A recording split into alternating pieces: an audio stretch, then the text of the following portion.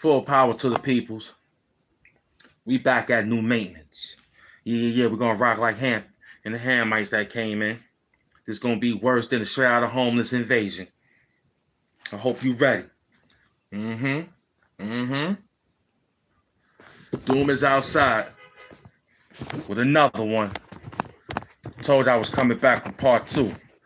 How I live like a kingpin in Rockazar. You know what I'm saying? How I live like a kingpin in Rockazar. Mm-hmm. Plus Diddy murders. They got you, Diddy. They got you. You will learn now that you thought you was getting away. You got away with it, but you ain't get away with it.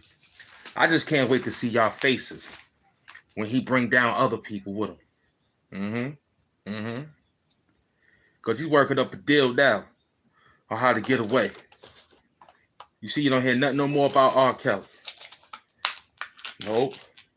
So Diddy, they got you, boy. They got you.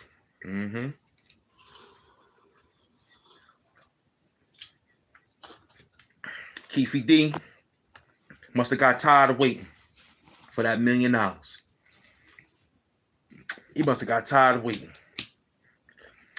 You probably was feeding him $25,000 for 10 years.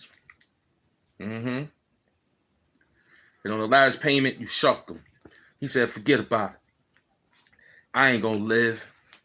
I might as well tell on him now.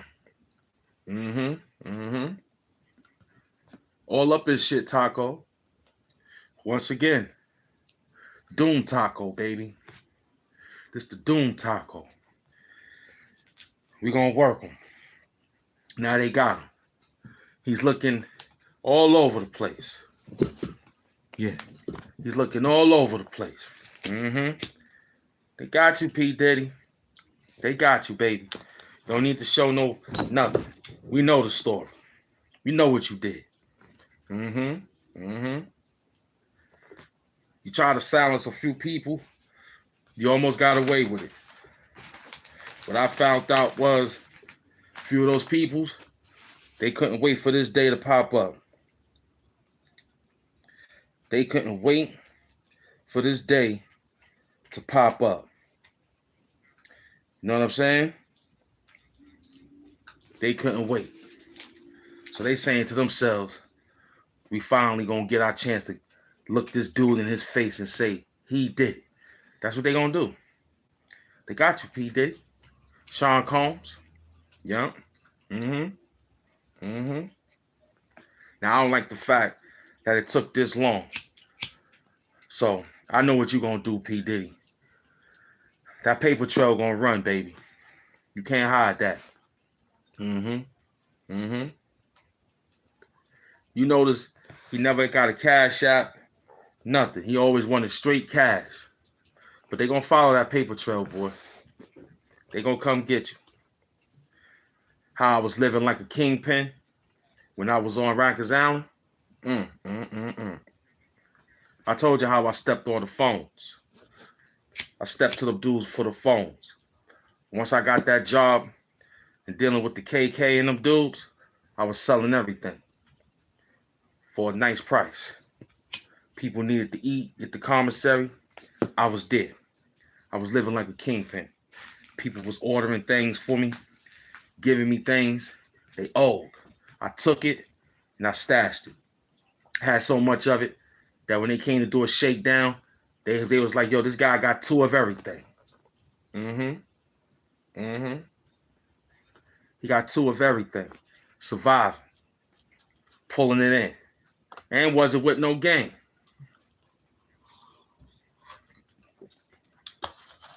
I was the gang. I was the house gang. I ain't had no gang. It was the house gang, son. It was the house gang. You put that up in the file. It was the house gang, son. Word. HAMP gang, house gang, son. We was out there. I wasn't in no gang. I had the house gang. That was the big gang of all gangs. when you in Rikers Island. When you on the house game, you the boss. That's how I lived good when I was in Rikers Island. Working on the house game. Mm-hmm. Working in the mess hall. You know what I'm saying? Doing law library. Huh? That's how I lived like a kingpin when I was in Rikers Island. Mm-hmm. That's how I was living like a kingpin. COs came down. They knew it was late night. They needed some snacks. They had to pay for that. But of course, for them not to let our system get touched and ran around, I told them they could have that. I told them they could have it. Just because I was thinking on a big scale like a boss. I didn't need them to say, yo, you want this? But nah. Just tell us when the house get ready to get touched up. For real. For real. That's how I live like a kingpin in Rikers Island. Mm-hmm. Mm-hmm. That's how I live. On the house gang, son. Moving and grooving, fish scale through the house gang. Like, yo, I got that. They're like, all right, yo, HAMP. Well, at that time, it was brother Malik. It was brother Malik up in there. It was brother Malik. Yeah, he was using that name, brother Malik, because I had to stay firm. You know what I'm saying? Because everybody was a brother to me. So they called me brother Malik. Mm-hmm. Mm-hmm. They called the brother Malik. Yo, brother Malik, you coming to the yard? Yeah, I'll be there. Yo, you Muslim and all that? Nah, I'll just be chilling, B. But that's my name. You can call me brother Malik. You know what I'm saying? Out there, putting in that work out there. You know what I mean? OBCC. That was my spot. OBCC. HDM. You know what I'm saying? When I found out HDM stands for Ham Doom Movement, I was like, yeah, that's HDM right there. I was in HDM, running everything. I was running the pots and pans, son. Mm-hmm. I read the utensils. Made sure nobody didn't walk away with no butter knife, sporks. I counted all the utensils, every child. I counted every utensil. I was out there making moves. It's Ham Doom, the supervillain of YouTube, the Doom Taco, cause you all in shit Taco. We got you, baby. Part 2. We outside for a quick 1-2. Yeah. I like this, cause I know you ain't working. Mm-hmm. Drinking classic orange juice from junior high school. Taking them right back to high school. Yeah. Perfect. You can't put your hats together like this. Don't front, dude. You ain't rocking like this, man. You ain't rocking like this, man. You broke out there, B. You broke out there. We chill. Doing our thing. You know what I'm saying? We doing our thing. All right. We doing our thing. Yeah. Big MS Doom. That's how I was living like a kingpin in Rikers Island. Because I was the house gang. That was the biggest gang. I didn't care about the other gangs. I was the house gang. You need to come see me because we had to bring the work in. You know what I'm saying? Yo, the house gang ain't get checked. We had the mop, the broom, the stick. We was moving around with bricks. Get out of here, B. Get out of here, son. OBCC. Word. Mark 5. Lower Mark 5. I was up in there. C-74. Mm-hmm. C-74 ox carrier, sir. Was up in there. We the house gang. You had to come see us to get everything. Yeah. Mm-hmm. Yep, that's right. You had to come see us for everything. The house gang. You had to come see us for everything. Yeah, because we was running that. Mm-hmm. Me and Wheelchair Mike. You know what I'm saying?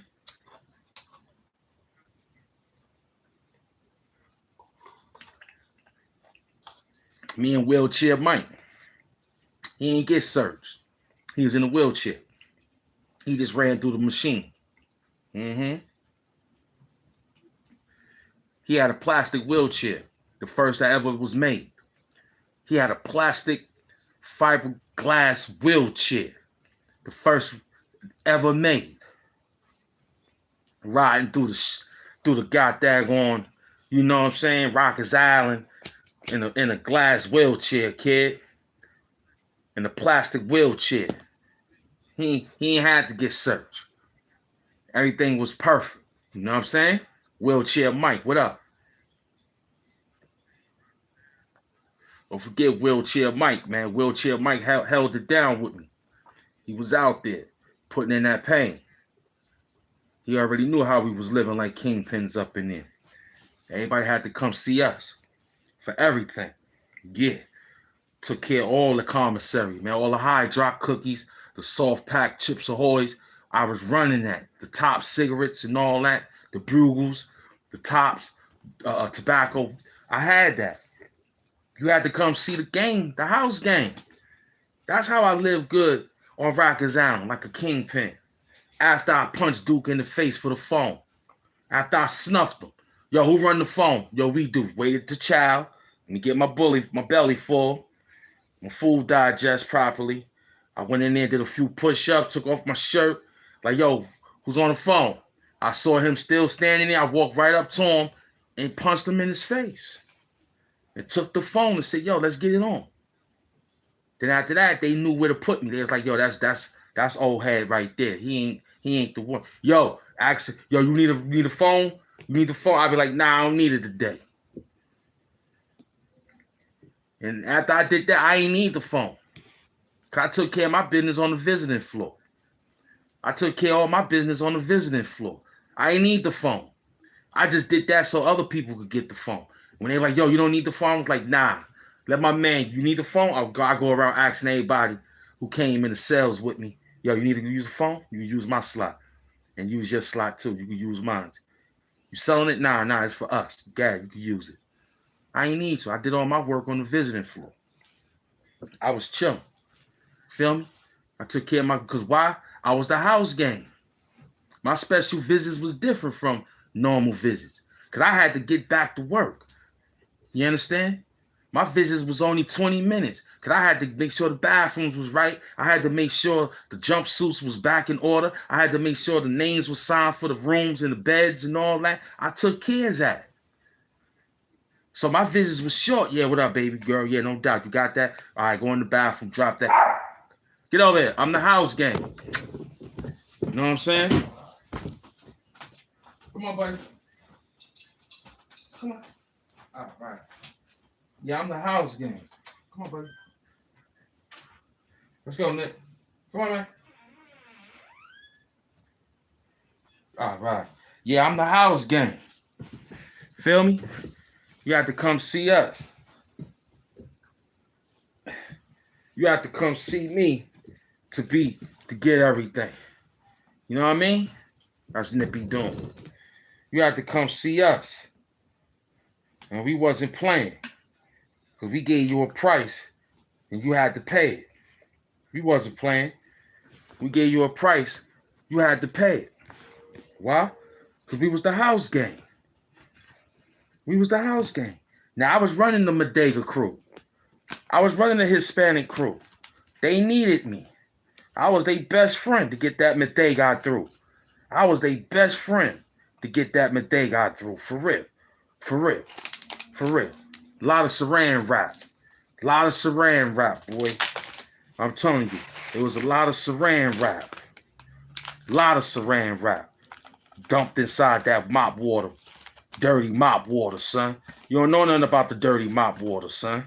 Well, I had to dig out all the dope from the dirty mop water, son. I had to make sure that mop water was nasty.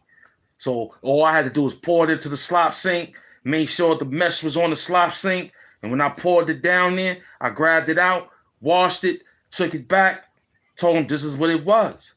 They ain't never had to check me. I was the house gang. And them niggas knew that I ain't steal.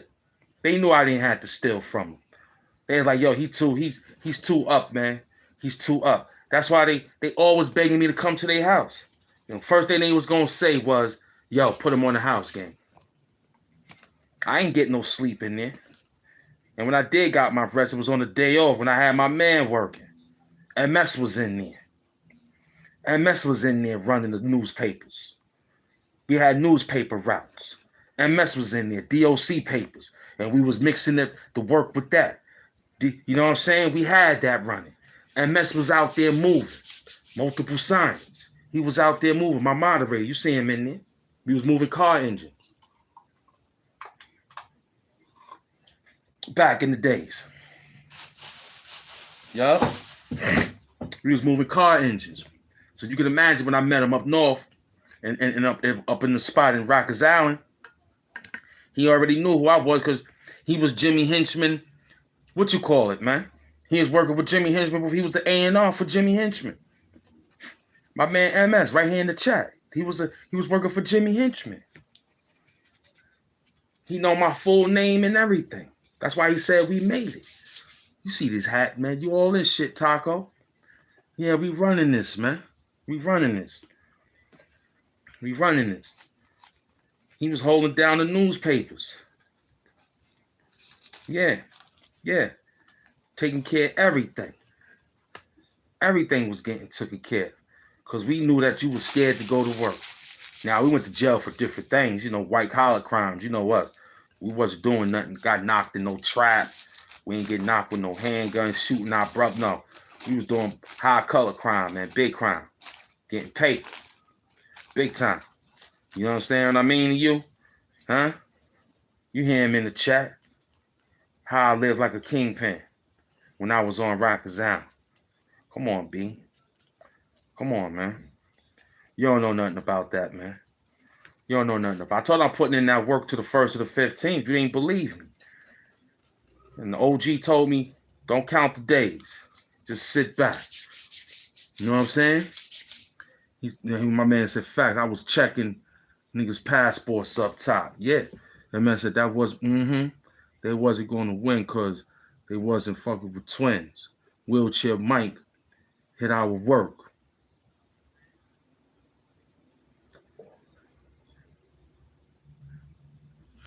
Hit the work. All we had to do was spin. Wheelchair Mike. No doubt. Wheelchair Mike, big up to him. Wherever he's located at. He probably got him a wheelchair that's high powered. Last time I met him, he had a plastic wheelchair that goes undetected through metal detectors, man. My man was getting in all that work, man. And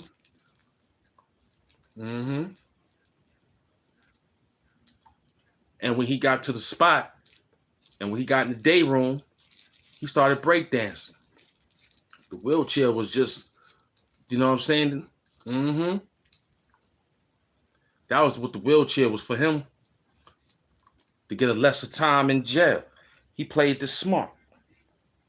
I said, Wheelchair Mike played this smart.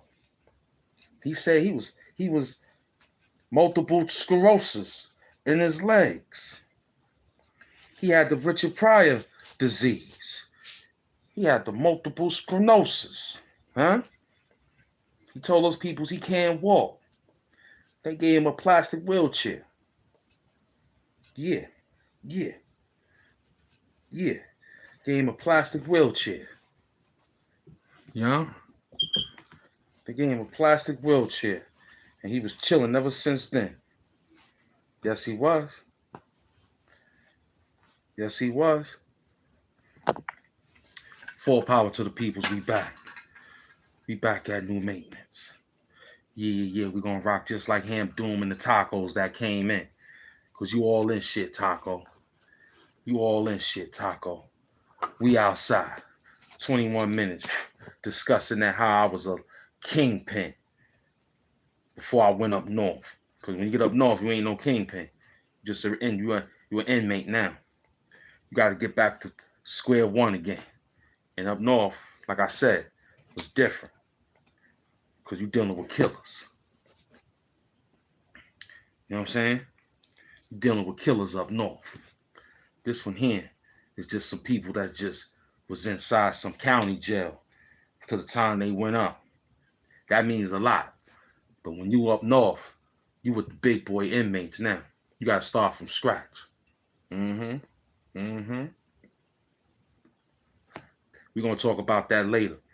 How I was doing good in Sing Sing and Fish Scale. Then I'm going to tell y'all about the goddamn time when I went to Clinton maximum jails.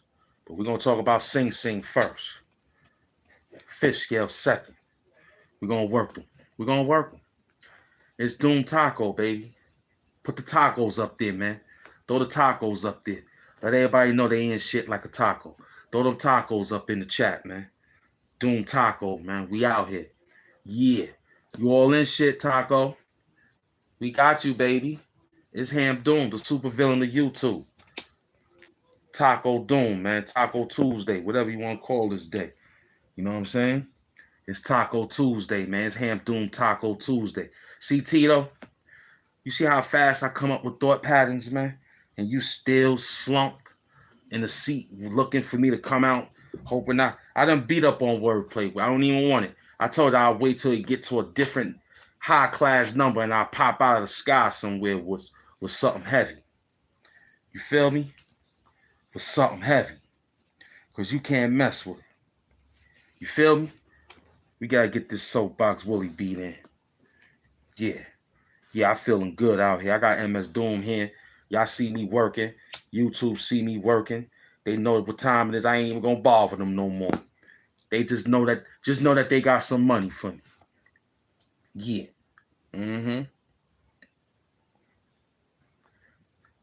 YouTube know that you got some paper for me.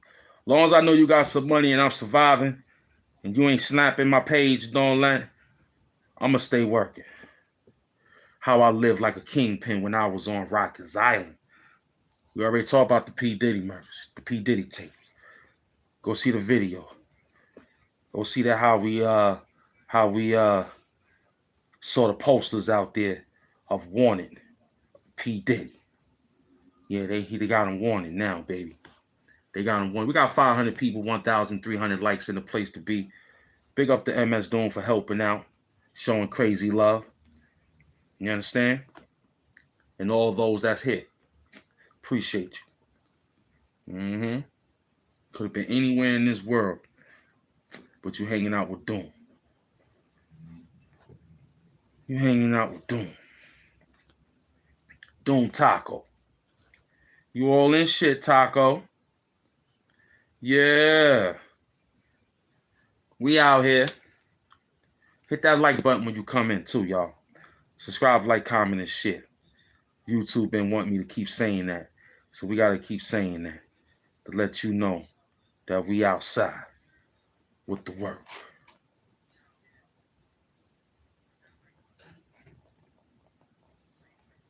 Is we on? Is we on?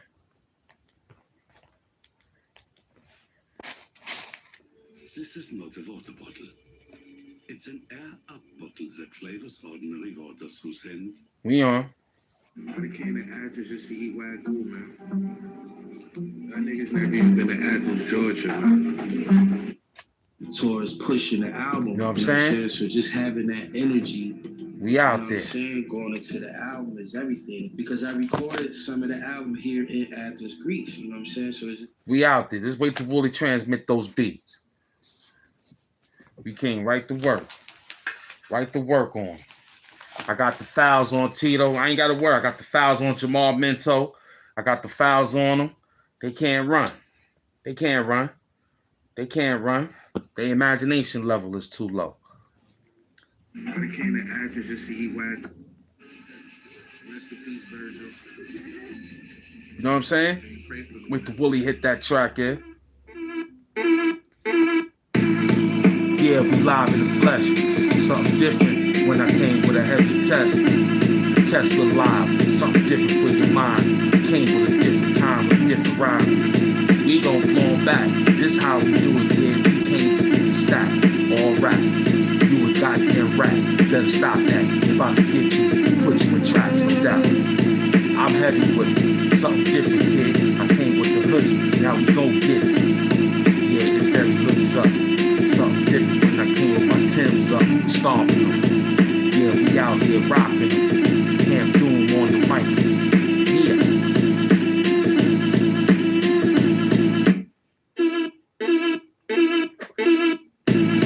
Who you think you fooling? You not fooling no one, kid. We here schooling. Schooling you. You schooling do. You need a snack? Something different when it's still back. Knock 'em back. You all in shit, taco. Something heavy out here when I came on the floor. It's me. All up and down on TV. Making sure everything came from you. Nah. Break them down with a hat. Something different. Came through, kid, with a different Christmas. It's HAMP doom. Yeah. Yeah. It's the doom, baby. Where you at? Huh? Restaurants in the world. Yeah. We ain't even get to the level yet, man. Let me get to that level, man. Let me get to that level. They trying to knock down my live. You see how they tilt me? They tilt me like an old hat. Tilt me like an old hat. You see how he tilt me? Nigga tilt me like an old hat just now, right? Y'all see that? Try to tilt me, man. He trying to tilt me like an old hat. Just that quick. Yeah. I'm saying, so it's just like I'm going back to all the places right now that I recorded the album at, just to get the energy and just be around the people jams and, out here. you know, fuck with the coaches. So we're gonna work them. Take this shit back to the States. It's time to get busy. The darkest image.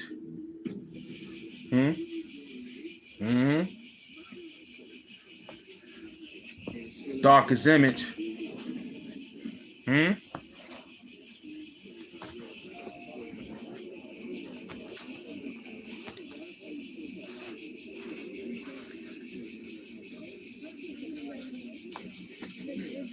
The darkest image, son. I hope you're ready for that one. They not outside. We outside. Feel me?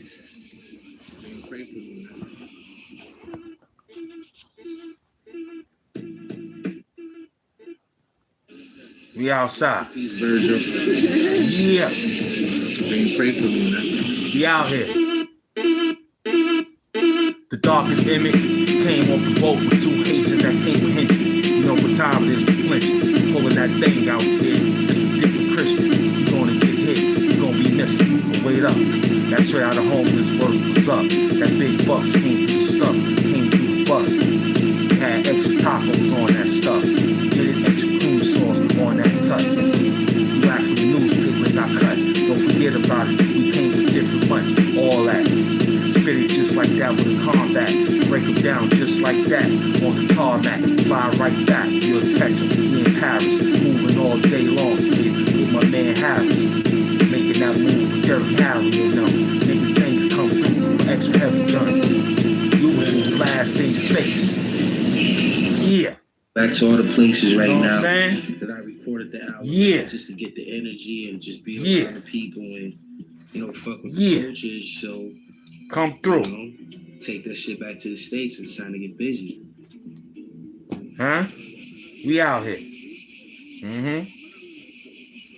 How I live like a kingpin. You got that story already. Now we working. Now we gonna work. Feel me? Told y'all I came to work. They ain't working. That's why we winning.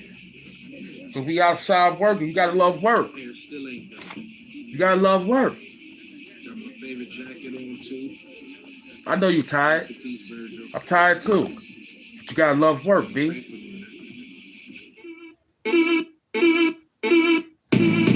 this image came with a $5,000 shipment and 2 hitmen from Hishing. You know what time it is, kid, we going fishing outside the boat. They really gonna find you really missing. Open up the mouth of the well, they gonna swallow you. Guess what? We got you on wholesale. That's a different taste, different wine plate. You know what time it is. Catch me on mother gassed and blink. Making moves all day with a shank. Selling that thing, making sure the plates and the plots. Man, hold on, it's a different plot. Something heavy out there with a different hip-hop class of mine. Yeah, wheelchair mic, open up the mic. Last night, came with a different height. Long back one time, came through, spitting heavy rhymes, open them up. Yeah, different cut. Yeah. We just warming it up. Willie ain't finished that. Willie ain't finished that track yet. Willie ain't finished. It's just a snippet. We giving snippet. We rhyming on snippets. You heard what MS Doom said. We rhyming on intros and whatnot. You ain't doing that. You ain't doing that, B. You trying to find somebody else's beats. I got soapbox beats. I ain't got to worry about it. We got snippets, hippets, crickets, whatever you want. You know what I'm saying? Subscribe, like, comment, and share. It's HAMP Doom. We outside with it. You know what I mean? We got 1,400 likes. We got 500 people in the building. We gonna work. We gonna work. We came to work them. Yup. We came to work them. We came to work them, kid.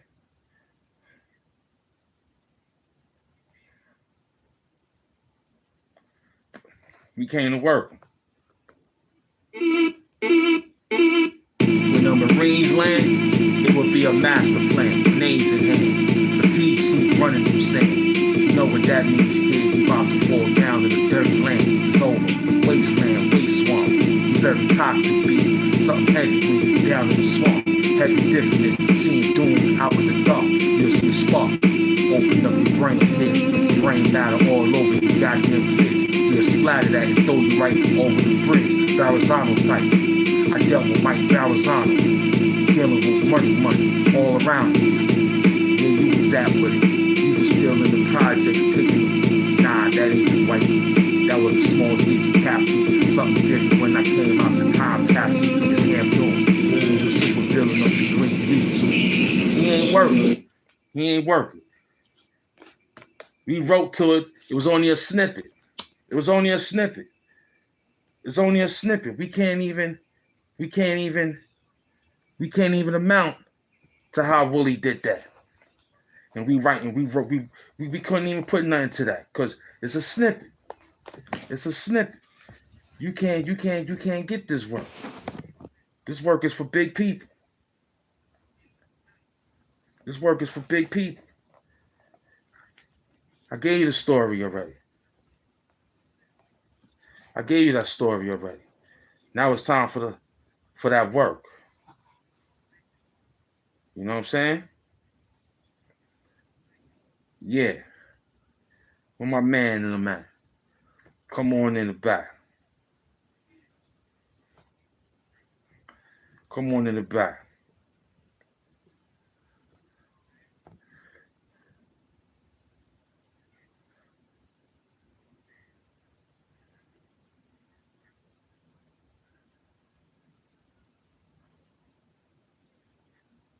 We came to work.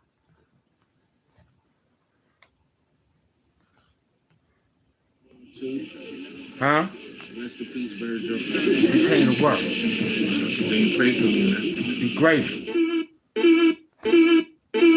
25,000 ahead. Full steam ahead. Get what happened to him on the ledge. Yeah, we broke both of his legs. After that sandwich, gave him bad eggs. No doubt. Took his whole body and framed him apart. After that, we threw him to the bulls, ripped him apart. And after that, I came with a spark. Something different with the mask when we came out the dark and HAMP Doom. Told you the Marines would be here real soon. Grenades in the hand, blowing up things on land. That was a $5,000 plan. But them dudes had a different stand, different man. I came with a different van. They didn't even see that. All they saw was a black hand. Reached out, grabbed it, threw with a man. Broke it down with an extra hand doing master plan. Yeah.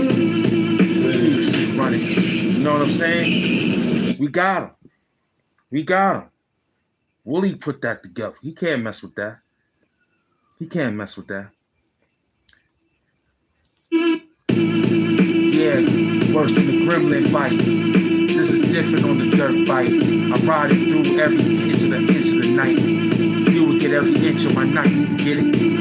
Came with an inch of the night. Something different when I jump through the springs like Mike. No doubt. Came with a different route. Open up this whole thing with a knife in your mouth. Open up. Came with a teaspoon. Made him up. You know what time it is. Just wake him up. Don't forget that. Had the dogs bite him up. It was all over. He had bite marks. Yeah. Get him out the nighttime. HAMP came through with an extra rhyme, extra time. Rock. Yeah, we gonna rock. We gonna rock him.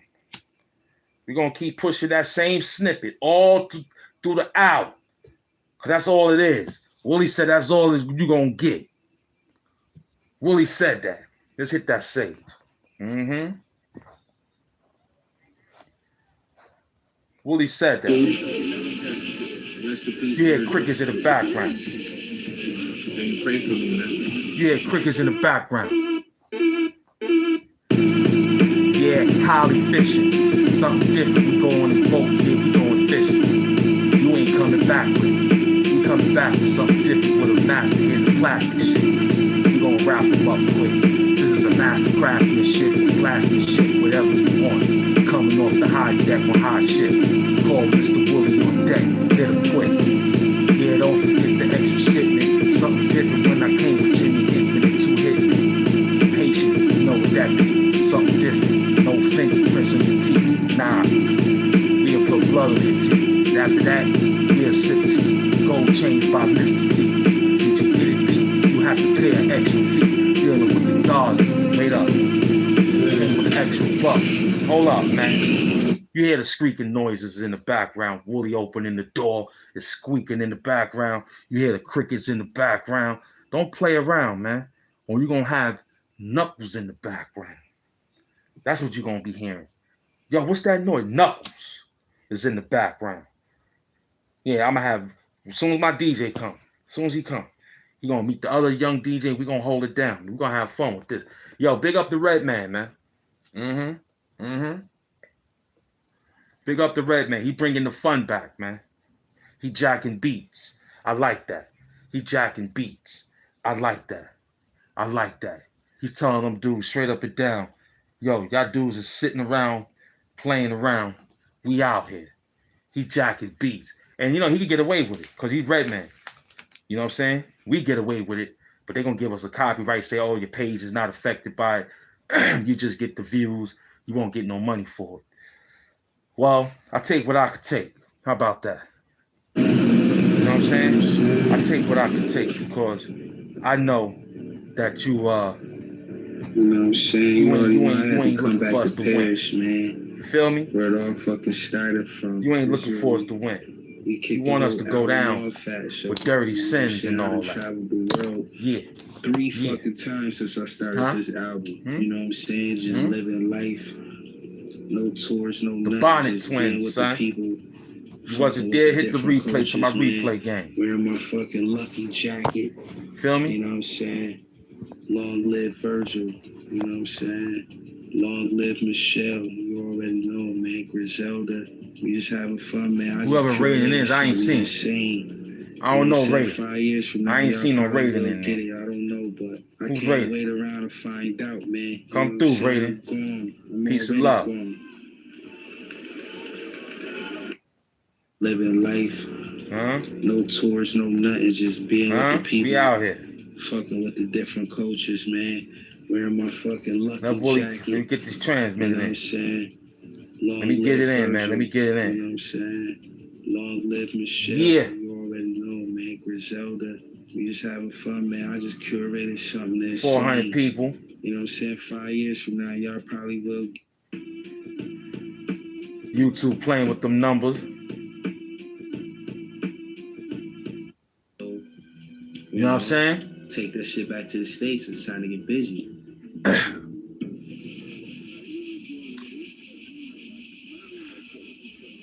Yeah, you hear the crickets in the background. We trying to stay alive, man. P. Diddy done psyched us out, man. P. Diddy, man, you let me down, man. I knew something was funny about you when it was funny. So I was giving you the benefit of the doubt. You ain't give out no money. But you was running around, doing a whole lot of things, son. And that's foul. But we gonna keep it up, man. When the Marines come, it's gonna be a heavy plan. Don't forget that. Me and you coming back, I got bars like Kit Kat. When I hit you, it's gonna be not a winning back, no doubt. You gonna fall in a different trap. You gonna need a guy to pull you out of that different. David Copperfield with a different trick. You will fall out the goddamn box, different hit. You understand everything. Cookie Crisp. Nah, I came with a Golden Crisp. Got you, bitch. Open up with Ali fist. Knock you out the goddamn chair quickly. Open up. Yo, Mike, don't forget that. Wheelchair Mike brought in the pack. We all smoke that. Get it? You was looking at us like, oh snap. You turned around and gave you a back smack, bitch. You understand that hit? Huh? You ain't understand that. You ain't understand that. Wheelchair Mike had the pack. You smoked on that. You was in the back saying, oh snap. Went over there and gave you a back smack. Who you talking to like that? You dealing with Wheelchair Mike, man. Wheelchair Mike held me down in Rikers Island. You know why? Because I helped him up them stairs. And when the COs and them saw that, they put me with them. They like, yo, you're going to have to help him out for now. I was like, all right, forget about it. We a house gang. Why not? Yo, Wheelchair Mike, that was his name. WCM. Yo, WCM, you ready? He was like, yeah, give me a minute. He get in the wheelchair. I roll him. We talk. I didn't know he was picking up all that. I was minding my business. I was just keeping the other. Man, Wheelchair Mike had everything. Wheelchair Mike. Told you about Connie Lovelace. You don't want to know about that. Told you about Connie Lovelace when I met her at the shelter. She pulled the strings. Come on, B. And I feel good. It ain't even hot. It feels nice and cool in here. Nip Doom is comfortable. It's still early. I came to work early because y'all dudes don't want to work. Thank you for the cash apps. I appreciate that. Thanks for the super chats. I appreciate that. Thanks for the subscribe, like, comment, and shares. We appreciate that. Thank you for liking our ideas. Thanks for trying to understand us through this math. You know, this is a real math. It's mad real. So, yo, we out here. We breaking it down. Feel me? I know everybody got their own way of doing their things, but I like doing what I'm doing because I know I'm winning. You know what I mean? Mm-hmm. Yeah. Wheelchair Mike. No doubt. Plastic wheelchair. Yep, with a heart of gold. How did man had a plastic wheelchair, son? Easy. He was getting money. He knew he was going to jail. He got it custom made. They make these things. They make them. All you got to do is look for them. He had a Special Olympic wheelchair in Rikers Island. My man had a Special Olympic wheelchair in Rikers Island. And you heard what I said, Golden Crisp. That I said you want the Cookie Crisp. Nah, son, you was a bitch. Listen to the lyric. We dropping it today off the snippet of Soapbox Willie Beats. Heard this last night when he gave it to me. I was like, oh man, this is dangerous, boy. I said, this is dangerous. That's one thing we forgot. That's what we did. We did forget something for the show. But that's all right, though. That's all right, though. That's all right, though. You know what I'm saying? Yeah. We looking good out here. We looking good out here. Mad because I'm looking flyer than you. Or you mad because I'm styling on you. You could have had about 3.5 ounces and couldn't move it when I came styling on you. Wilding on you. What's up, dude? Yeah, I know y'all laughing. That's what the show was all about.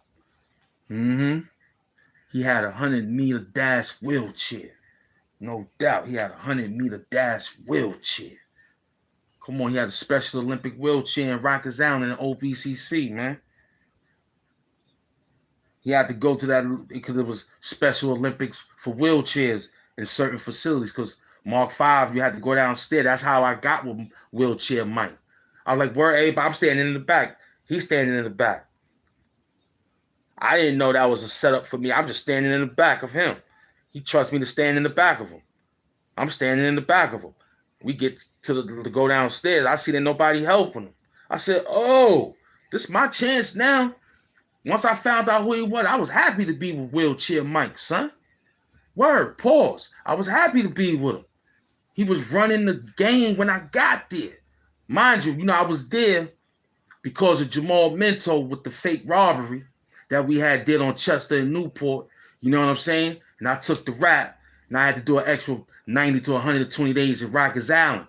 So I had to make some money. Mind you, them bums ain't send nothing. They was scared doing what they was doing.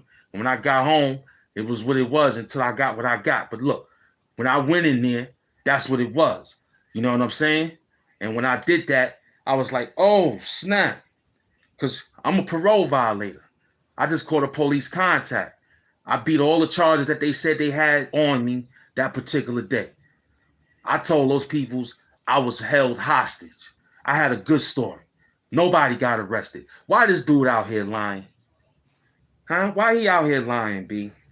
That's what I don't like. Tell the truth, man. Yo, he's a stand-up dude, man. Yeah, I did rob him. Well, I didn't rob. I just wanted to be with him. I would say, yo, I'll forgive you, man. For real. I'll forgive you if you tell the truth, man. You tell the truth that how I kept it real with you all these years, I'll forgive you. Same goes for you, Law. Don't lie, Lawrence. First, your daughter was in the club, now it's at your house. Come on, man. You're making up stories. You've always been a liar since high school. I got daughters myself, you clown. That's the best you got? To steal from me? You'll say I was messing with somebody's child so you can keep stealing from me? The war ain't over what you get. I'm just waiting to get to the studio, baby. I'm just waiting to get to the studio. I got some good engineers, good songwriters like you were back in the days. Still giving you your props. Still giving you your props, even though you a sucker. See how nice I am? See how nice I am? I could be downgrading him, but I'm still giving the dude his props. You can keep whatever you got from me, man. May it resonate your life forever. Knowing that you stole from me, boy. We could talk like a man. You can have it. Nah, it wasn't that, man. It was about keeping the planet together. You wanted to be all, I could do this by myself. We got people that could sing and dance too, kid. It ain't nothing to tap into that. All you got to do is practice that. That's easy.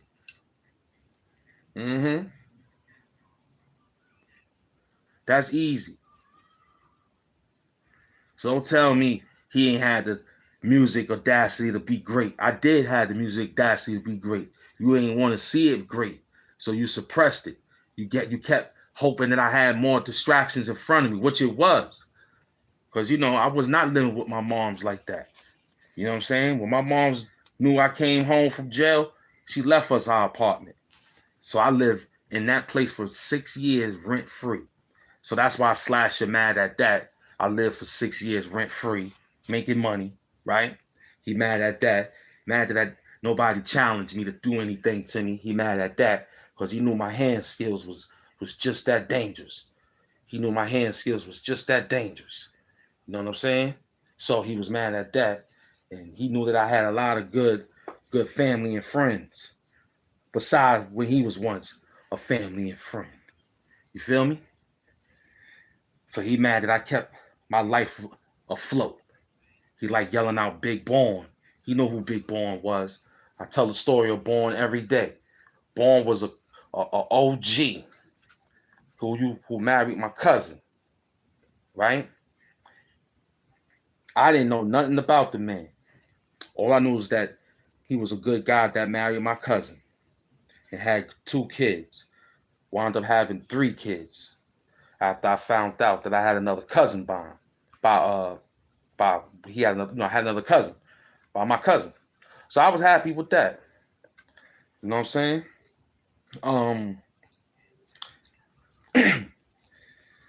These dirty dudes, man, they don't listen. The man was like, yo, I'm coming in the name of peace. Born came in the name of peace. Plenty times.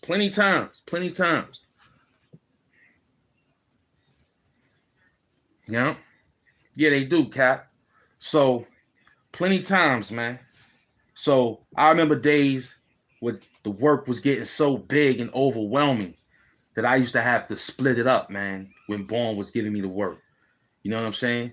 Because after Keith, my other cousin, that's his brother-in-law, Big Born. So I was well connected doing the work I was doing out there in the trenches, right? So all I had to do was be respectful, show love, and take shorts because I knew that was the game and knew how to play the game, get the flip. I was a gymnastics. So when I did that and mastered that, people was mad at that because I made it so big and so brolic, you ain't had to give me no shorts. Why? It's too nice. You could take this and sell it twice. It's too nice. You could take this and sell it twice. Yes, it's so nice. You could take my work and sell it twice. That's what I told some of them clients. Not fiends, not crackheads. They was my clients. When I told some of my clients that work, they started running and coming back, buying work from me, taking it, making whatever they was making and coming back. Born was looking at this flip like, yo, this is too much. He kept supplying me. Big candy bars, big tasteful joints, feeding the community heavy.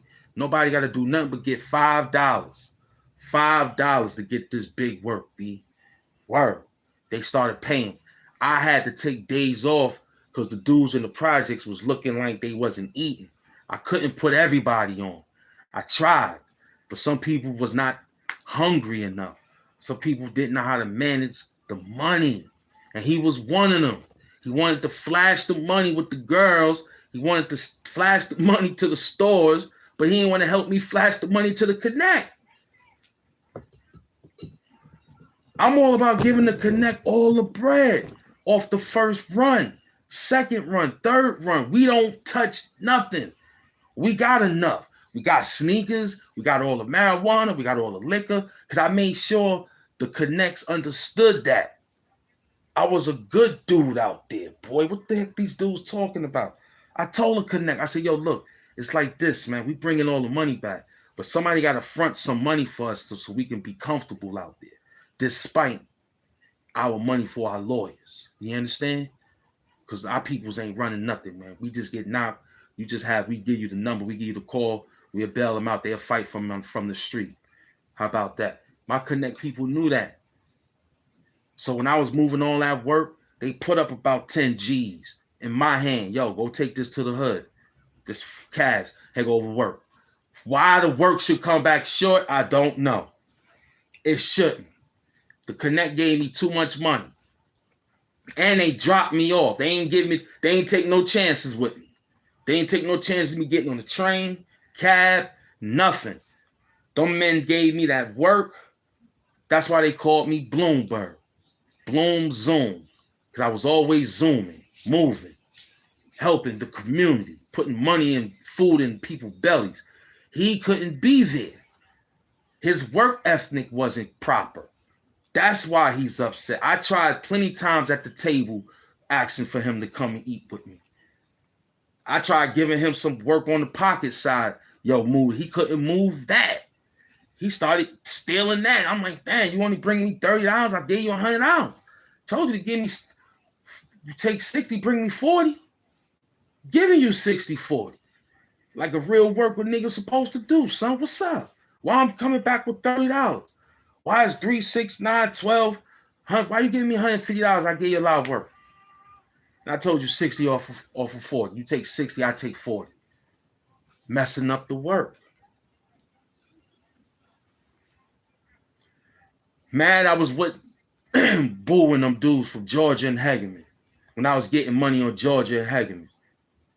Eating. All my life I've been eating. I've been trying to get these dudes to eat with me, but they work ethnic and they were scared. They had some imaginary beef with some imaginary project, and nobody don't care about that. They respect you getting money the right way. Did he get knocked? Nah. Is anybody robbing him? Nah. Why they not doing that? Yo, I heard he's a stand-up guy out there. I was putting the work in to be stand-up.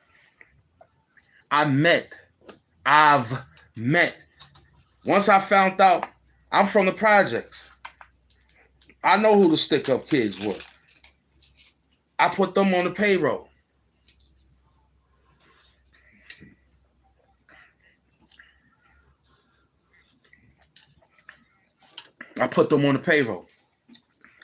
Their job was to watch for unidentified flying objects coming through the projects. That was what their job was. Unidentified objects flying through the projects, coming through the projects. I told them, don't let nobody rob our objects. You know what I'm saying? That was what it was. That's what it was. Once I started making money, I was hanging out with the people that was doing the sticker. I hung around them. I pulled them on. They didn't need to make a move like that. They didn't need to. They didn't need to go out there and hurt nothing. Because I told them the story. I said, you go to jail and get hurt, now what? Well, you could be here helping me make money. Why? Let's help you make money. Keep me safe to help you make money. Let's do it. When I gave them that slogan, you know how I walked to them? I waited till all of them was together. I told the liquor store, one of them guys, he told me how they come in and buy. I said, yo, when they come in and buy, tell them to keep their money. He said, word? I said, yeah, because I'm going to pay for it. I said, how much it be? He said, normally they be trying to get this. I said, so give them what they be trying to get and tell them that Bloomberg bought it. Them niggas was in the projects looking for me for days. I was around, but I couldn't talk to them. I was like, yo, I'll talk to you. Give me a minute. I was hustling. So every chance I got, I made sure the liquor store had their work. Then after that, we went to the wholesale spot on Liberty Avenue, started buying it. After I told them what the story was, like, yo, y'all need to be here to hold it down, man. Y'all want to be security? This is it. You ain't got to rob me. Look what I'm doing for you. And I saw a few cut eyes, and I said, yo, if y'all don't like what we got, we can settle it right now. You don't got to wait. Let's do it right now. Right now.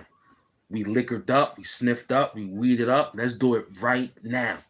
When I started talking to them young men like that, and they was like, yo, this is an OG. What's your name, son? My name is Bloomberg. They're like, I heard about you. What they do, they secured the bag with me. Why this dude acting stupid? Why? Why is that? Because he couldn't have the job that we was giving out to the peoples.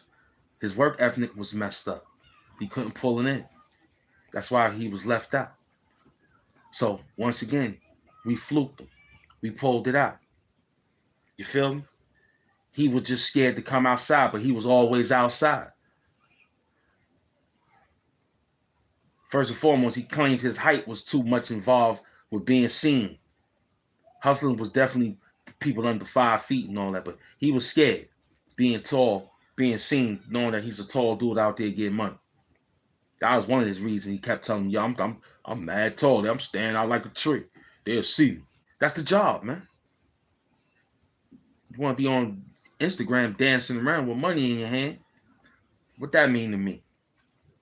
What does that mean to me, Slasher? You showing me you got a few $100 bills. What does that mean to me? It shows me that you happy that you got a few $100 bills. That's all that means to me. That only means to me that you got to take those $100 bills and split and splurge them around to keep yourself afloat and not a place to put. Come on, man. You know you go to the bank and tell them to give you $100 bills to get on the Instagram to show money. When I spoke to you last time, you said it ain't for you. I be trying to do that too for them dudes that's out there watching me. I said, all right, you keep playing. He said, yeah, I know they. That was the last time we spoke. And I told you, I said, all right, you be careful, man. Besides what we was doing. That's how I knew that you still want to intercede with what I'm doing, and then you want to link back, and then you don't want to be too much because them dudes watching. That's your problem. Stop doing the stupid stuff you're doing, but it's too late though. So they see you walking through the PJs, knowing that you flash your money on the Instagram. They're gonna line you up. They're gonna line you up. They see you puffing weed all day. You know what I'm saying? You playing on Pornhub all day. You playing on all sorts of pornographic movies all day, right? And you drinking all sorts of. Now you want to drink tequila. Now he's showing me he drink tequila now. Before he was drinking vodka. So now he's transforming his liquor to tequila because he heard the science on tequila. I ain't drink tequila in a month after I came from Foster Sin. See how fast I beat him up, man? I ain't had no what you call it in a month. No. After I had that wild free adventure from Patron themselves. They gave me a free adventure, boy. Unlimited drinks. Did you have that? Nope. You don't know nothing about that, boy. I had unlimited drinks. Ask the people at Foster Sin. I had so much drinks, I was giving bottles away. I had so many tequila bottles, I was giving it away, man. You know what I'm saying? I didn't know what to do with the tequila. I had so much. You feel me? I was chill. He's showing me tequila, Don Julio bottles. I don't drink Don Julio. I drink Patron, baby. Casamigos, man. Top of the line tequila. I'm about to go extra higher. But I don't want to go extra high because I don't want to be too distasteful for me. So I gotta be comfortable and careful. You know what I mean? We outside. So that's what happened with those bums. So Big Born saw me looking for me a few times. I had to step off. Never wanted to do anything to me. Never. Never. He never had no ill, nothing towards the king. Nothing. All he kept saying was, yo, you could have told me and I could have been there. Thank you. I appreciate it. Thank you for subscribing, like, comment, and sharing. I thank you. I appreciate you. HAMP Doom, the supervillain of YouTube. Yeah. Thank you very much. The Spice King. Yeah. So that's what this whole genre is all about. We got a dude out there hiding, running, scared, looking to keep messing with the king until one of my knights, armored knights, jesters, or whoever's in the king's court run after this dude and put him in a fiend lock or something. And what I'm going to say? I'm going to say that it's on foul. The guy's crazy. He likes jumping around, bothering people who's making money. I ain't out there bothering nobody. I ain't doing nothing. I'm about to feed Nip in another 30 minutes and still build with y'all. And write another situation for the next show. See what we doing? We working. We working. While they jerking. Yeah. Yeah, it's HAMP Doom, the supervillain of YouTube. All right. He mad at Big Born looking for me because I took work for Big Born. So Big Born never did nothing to me. He loved me. Why? He married into my family. He mad at that. Number two, Big Born was trying to be a father, which he was, a good father, a big father. Nice father. You understand? Godfather, you know, and was very respected. I didn't know he was you know, involved in affiliation. I didn't know. I ain't pay none of that no mind. My whole job was I knew when I was around him, I was safe because I had to work. Despite every other, you know how I know he was very good? When I got drunk and I said, yo, I got to go home because I don't feel good. He took his time out and took me all the way home. Yes, he did. Big up the Big Bone, my cousin-in-law. You understand? He went up there and took me home. He said, yo, hold, because I was tweezy. I was like, damn, because they were drinking Mad Henny. And I didn't know how to combat that, counterattack that, because I didn't catch him on what he went through. When I sat in his house, it was different. He sent me to the store like 3 times, 4 times. We got pints. I came back like, damn. And every time I came back, he had burgers. That's when I was eating that meat. Pause. He had burgers and stuff. You know what I'm saying? So we used to eat. And, you know, I was just happy to be around him. I was just happy to talk to him. And he always never was disrespectful. He always kept saying good things about family. So listening to him, learning from him, getting nice off of Hennessy, because that was his main drink. So his daughter was being involved with extra sexual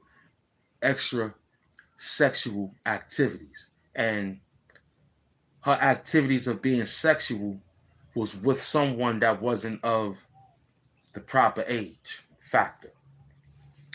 So as all things turn out to be, you know, Big Born went over there and was trying to express to the guy like, yo, I know what it is, you know, you got your little skins. I know my daughter is like this, but I'm asking.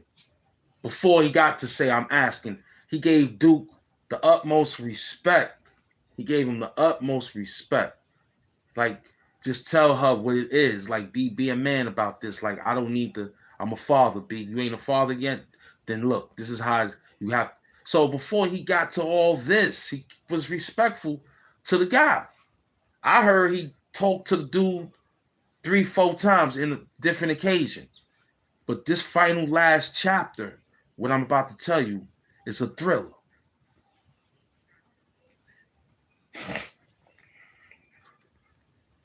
When I spoke to Big Born and he told me the story a couple years back,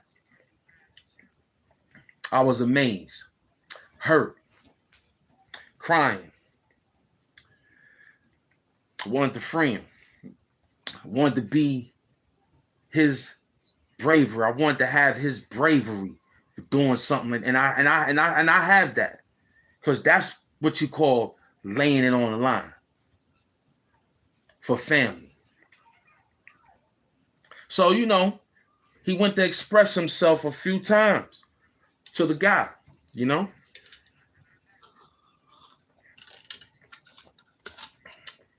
He even told the kid, yo,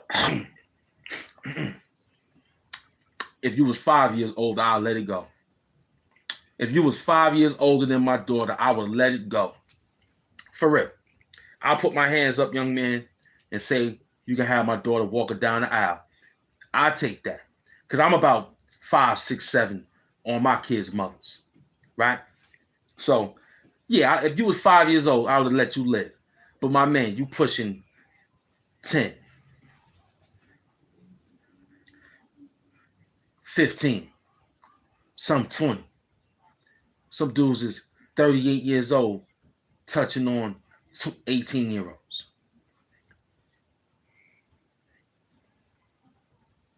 28, 27, however, 32, 30, whatever high number you could look at, they was there. He asked them, yo, you know, I know and the kid was not even 18. We just saying 18. She could have been 15, my little cousin, having sexual advancement with an older man. Too old. Young, older dude that's in the street. So he expressed to him, please, my man, stop. Leave it alone. The dude wanted to be macho around his homeboys. So Big Born looked at this like, well, you challenging me being nice in front of your friends, punking me now. So in front of your friends, I'ma show you what I can do. Yeah, as an OG. And I'm telling his friends, yo, he's here messing with, and they all looking. Yo, that's his problem. That ain't mine. You know, the girl gonna do what she want to do. They doing all whatever they could do to try to make it an excuse for him to walk away and let his daughter still come out there, my cousin, to still come out there and be a hoochie mama around these dudes for a few items. So I guess Big Born had a better plan, bigger plan. I heard he called his lawyers. I heard he didn't even tell his wife because she would have stopped. So I guess he made love to my cousin. Beautiful love, because she's a CO in Rikers Island. That's how I was living like a kingpin in Rikers Island, in case you didn't know. She was a CO in Rikers. She's a captain in Rikers Island. Yeah, his wife. So he ain't doing the wrong thing by taking her gun to go do the murder. Nah, he took one of his work guns to go do the murder. He went right up to Duke, right? He didn't want to traumatize his daughter. She'll catch it later from the news, from family. He walked right up. He had the Hennessy bottle. He stood outside because he told the car to wait. He had his man in the cab driver. No conspiracy involved with it. He had his cab driver friend to just be like he didn't know nothing. He just got out. He was standing by the car, drinking his Henny, drinking good Fifth too. I remember drinking. I could imagine how it tastes. I'm tasting it now, thinking about Big Born. Because I know his spirit is resonating me with bravery. And plus, he's giving me that flavor that we had when we were drinking that good Henny. I could taste it. Cold, too. He like it cold. He always tell me, go to the store, get the Hennessy, tell him you want it cold. When I started getting it cold, I ain't had to go there and get it cold no more because they knew who I was getting it for. And I started putting my money into it. He like, what? You bought a bottle too? We about to get it. We about to get nice. That's how Big Born talk. We about to get right, Chink. Yeah, Chink. Come here, Chink. He didn't smoke. He didn't do nothing. He said, you want to smoke your weed, Chink? Go in the bathroom. You know Trina gonna come home and gonna be beefing, but I'm gonna tell her I had Chink in the house. He loved me, man. He loved me. He didn't care about that work. I brought mad money to him.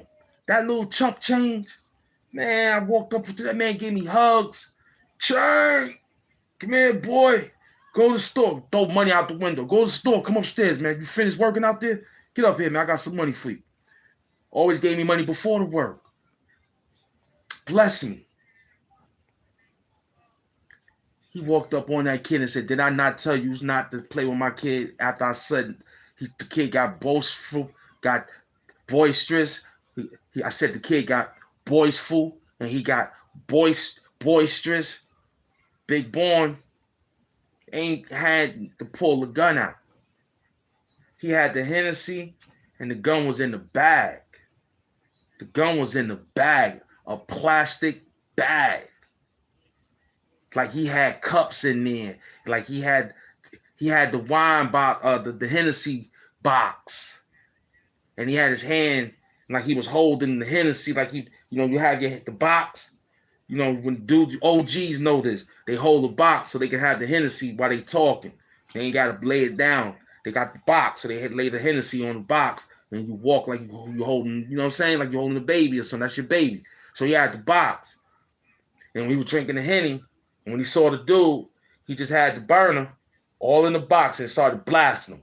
Kabooyah, kabooyah, kabooyah. Through the Hennessy box, kid. Perfect hit, man. And didn't even run. Started drinking the Hennessy bottle. And started talking to the people that was there looking. Yo, I told this kid to stop messing with my daughter. Once he did that, everybody knew. Nobody cried for that punk. Nobody cried for that sucker. His friends looked and dropped their weed. His friends looked, dropped their hats. His friends looked to see if he got knocked out of his sneakers, to see if his socks was clean. His friends looked to see how much money was in his pocket. His friends did nothing but watch their friend get murdered. All because he was told to stop playing with somebody's child in a fair conversation. You took it to the next level, boy. You ran off and said you could do what you want to do. So that's why you murdered. And I know you ain't have a good funeral either. I know people that went there was all talking about, yo, Duke just shot him. Duke just shot him. It wasn't no, he just got shot. We don't know where he was at. Nah, this was, yo, Duke shot him. He was messing with the girl. So you were just in a coffin. Dead listening. Because the dead still can hear you. Just can't move. That's crazy. That's crazy. You sitting there dead listening, hoping that you could pop up out the coffin and say, nah, the reason why he shot me was because, I ain't had my piece on me. And not only that, Tone and Joan, they knew he was on his way. Why they didn't blast for me? Because they knew you was wrong. They lucky they didn't die with you. Because they condoned it. Mind you, he said, yo, I know he messed. What did they say? Yo, they ain't between, they ain't between me. And they getting high laughing like they had they strap on them. And when he realized they was weak, coming out the building, living with their moms and all that, being the age that they are. So he got blasted. Perfect hit. Perfect hit. Big up the Big Bomb. As soon as I find his address in 2024, I'm going to visit him. Give him another hug. I'm sneaking in Hennessy candies. He gonna get Hennessy candies. I'm bringing Hennessy candies on the visiting floor, kid. Protected my family, and that's what it is. And we got suckers like Jamal Minto talking about Big Born. That's the story about Big Born, dude. He was a big born. He was big. That's why I took the name Big Money Hamp, because he gave it me big. You know what I'm saying? You was hoping he could run me down. He came looking for me a few times. I wasn't around. And when he did came, I had the money. Some days I didn't have it. I told him after that, I said, yo, look, man, I'm running around. I can't be in here. It's too big. I got to spread this, man. It's too heavy. It's too suppressed. They'll get me here. Plus the peoples ain't eating. They looking starving. I'm cutting down the product. Like I'm cutting down the motion time. He was like, word? I'm like, yeah, this is big. Look how big these things is. And I bought everybody's work in the projects and brought it to him and said, this is what we up against.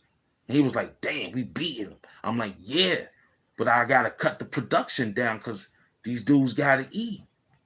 But nah, they could buy it from you and they could cut it up and do this, that, and the third. I'm like, that's too long for them.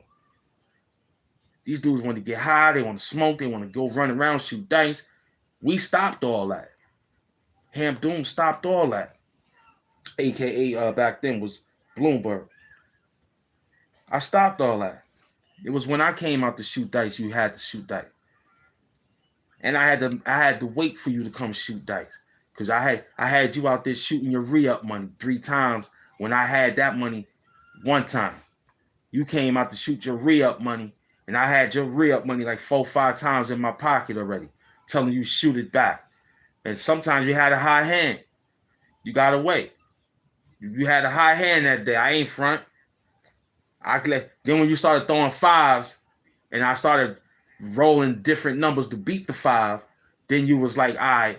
But then you got hot. You went on a good winning streak. I told you to shoot I got you on. I said, all right, that's good. You know what I'm saying? I folded after that. I went back in the crib and got another bag and came out and stopped your whole bank. And tell the story on that one when I stopped the bank. You know what happened when I stopped the big bank, because I had other investors like, yo, you ready? When I went back in the crib and changed my clothes and came back, you were still shooting dice. You were still shooting dice. I said, what's the bank? You said you got it on the next run. I said, cool. Once I saw the number, everybody rolled. I said, bank stop. What's the bank? And you got nervous. You threw a tray. You do a deuce, you do a 4. You ain't throwing no 5s. You ain't throwing no 6s. You do about maybe 2 6s to get your. Then when I picked up the dice, then I changed the dynamics of it. When you didn't know my man went to the store and bought the whole rack. And when he came with the whole rack, we put it right on the thing right there. And we was like, yo, guys, throw those dice away. We got new dice right here. Pick the colors y'all want. We opened it up, had it in a little bowl, little thing right there. And everybody took the dice. I psyched you out. I psyched you out with that one. When I go play dice with niggas, I see they get in the row. I go to the store, buy the whole dice bag. The whole dice. Let me get the whole rack. And I go right there and I hold it up so they can be seen that I'm coming to play dice. So all that dropping the dice, chipping them, breaking, so it could fall on a different number. Nah, dude. Once I got the bank, I got new dice. Once I roll 4, 5, 6, it's new dice, and the bank is down to $3, $5. I'm taking it back to the projects. That's where we shooting it at. Yeah. Mm-hmm. You gotta respect CeeLo, boy. Only thing I ask you when I come touch the dice, do you respect CeeLo? And once my man got that thing on him and he hear you say yes, and you renege, you get hurt. That's how a lot of people got hurt at the dice game. They got hurt at the dice game because the rules got missing. When you tell a nigga everything good, feet's included. All you tell a dude is don't move your feet if the dice hit your feet. That's all you tell him. Because some dudes say everything good. They just throw the dice anywhere. If it hit anything, they take their number. Me, I try to keep it neat so you can see the number. You know what I'm saying? Two different hustlers here. You out there jerking wreck. You jerking wreck with the dice. That's why I came to the spot with my own dice. And left it. And whatever wasn't used, I took it back to the store. Told them to hold it for the next dice game. Because I ain't going to take it in the house and run into how they think that I messed the dice up. You know how they think. So I took it to the store. Yo, hold this, put this right there. Give them a couple of dollars. Tell them to hold that for me. Soon as I see another dice game, I send my man go get the 6-pack. Come back. He got the dice again. We wait. Yo, who got the bank? I'm ready. I shoot. Once I beat the dude number, I get my CeeLo. Yo, I'm changing the dice. Pull the whole bag out, the whole rack. So it ain't no cheating here. Now, here we go. The rules is what? 4, 5, 6. Do you respect that? Yeah. Do you respect the bank getting cut for 4, 5, 6? What you talking about the bank? It don't matter. The bank could be of 25 cents. If you lost $500 and I hit CeeLo, I could push that bank down to $5. It's my bank. All right. Yeah, we gonna hustle. You ready? Like, I was that type of nigga out there with them dice, man. I didn't play. I had my mans in them. Every money I made, he held me down. I gave him a stash. You know what I'm saying? Got him on the dice. I took a break. You know what I mean? We was hustle, man. Hustle like niggas in dice, man. We was doing it. Me and my man. Shooting dice, holding it down. All night. Music playing. Women laughing and giggling. The bottles is there. The marijuana is all over the place.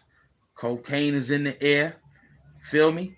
Everybody laughing, giggling, and people shooting dice, no arguments. He was getting money. That's how it was. Then when I did my thing from there and got knocked off a few times dealing with some peoples, when I went to Rockets, I didn't meet all them good peoples then. It was rough then. It was training camp. The second run, dealing with when I came home and had the parole, and I was dealing and wheeling with this bum and them dudes making some money. I got trapped off, went back in, did about 120 days or 6 months. I was running things from then to became the Kingpin living in Rikers Island. That's what took place. So, that's the story on me and my OBCC days. And we got more of them. When I had a few guys that came in the classroom disrupting class, And I had to count. And I waited till we all got up. I said, wait a minute, guys. Told the CO, do the count and tell him I want to talk after you finish the count. She said, hold on, guys. After we finish, I got somebody that want to say something. He got the floor. Respect him. Told him. Stood right up on the floor. Yo, them guys in the back, let me tell y'all something. Y'all new here. I understand y'all like doing y'all thing, but this house is different. We workers here. We get money here. You don't got to touch nobody's lockers and do nothing in here. If we find you and we can't get you out, we're going to get you out of here. One way or the other. You might go through the window. No daggone well you can't go through the window. But when I said you go through the window, the CO laughed. Everybody else laughed at that. They didn't laugh. They laughed. It was like, wow, that's out of the blue. That's out of the blue, him saying he'll throw one of these dudes out the window just to keep the house safe. Because Wheelchair Mike was in there doing his thing, and they was trying to play around like that too. And we told them straight up and down, that ain't working. You're going to respect this, man. We out here getting bread. You understand what I'm saying to you? I'm bringing in all the KK food from the CO's kitchen because I had to cook for the COs, and I had the house game. Come on, B. You ain't going to come in here because you ain't eating. And I gave them food, too. I said, all you got to do is ask us. But y'all got to pay for this later on. Y'all got to do something. They left, though. They left like suckers. After they got their meal, they told the COs, when I started knowing, they started hanging in the back to talk to the COs in the back. I knew that they were trying to get out the house because we already told them what it was. You know what I mean? We already broke them down on what it was. Just the algorithm ball HAMP doom, man. We broke them down today on how I lived like a kingpin when I was in Rikers Island. We had fun with that, man. $1.30. We took y'all out. Let me go feed double. I'm gonna wait till about 5. It's 4:35 now. 200 people, 1,400 likes. That's good. That's good money. I take that. I take that. How Diddy said, he take that. He get ready to take that. Diddy, you get ready to take that. I didn't know you was that grimy, P. Diddy, Sean Combs, Puff Daddy, Brother Love. I didn't know. And 50 Cent, be careful. Be careful, 50 Cent. Please be careful. Because there's been a few times you said you didn't like Puffy because you knew he was touchy-touchy. There's been a few times you said you didn't like Puffy because he was a little bit of touchy-touchy. There's been a few times, 50 Cent, that you told us, the public, that P. Diddy Puffy was a little bit of touchy-touchy with you when you was in counterment with him. You did a few things with him, a couple of songs, whatever. With Lil' Kim, got the blessings from her to come out because P. Diddy. Now look, Lil' Kim, it makes me think you got the plastic surgery because you don't want to be down with this. It make me think you got the plastic surgery because you knew that the facial scan, the facial imprint, the facial image is coming out. They don't really know the old Kim because they want to know that old story. Because P. Diddy gonna bring a lot of people down with him. He ain't gonna be by himself. Trust me. Trust me. It's circling. You got small YouTube channels talking about it heavy. I'm just talking. But we got other YouTube channels saying let karma run its course. No. They just caught somebody who took out somebody. It's no statute of limitation on murder. You can get away for 50 years, nigga. They still gonna come get you. They'll put your coffin in jail.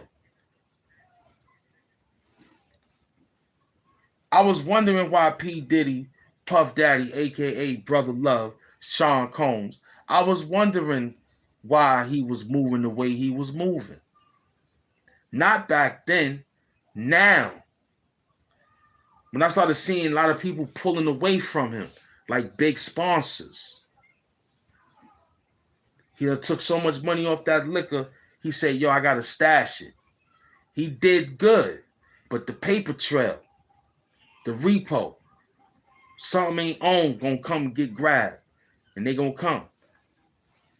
They might find some things about Andre Harrell death dealing with you. P. Diddy, you is dangerous.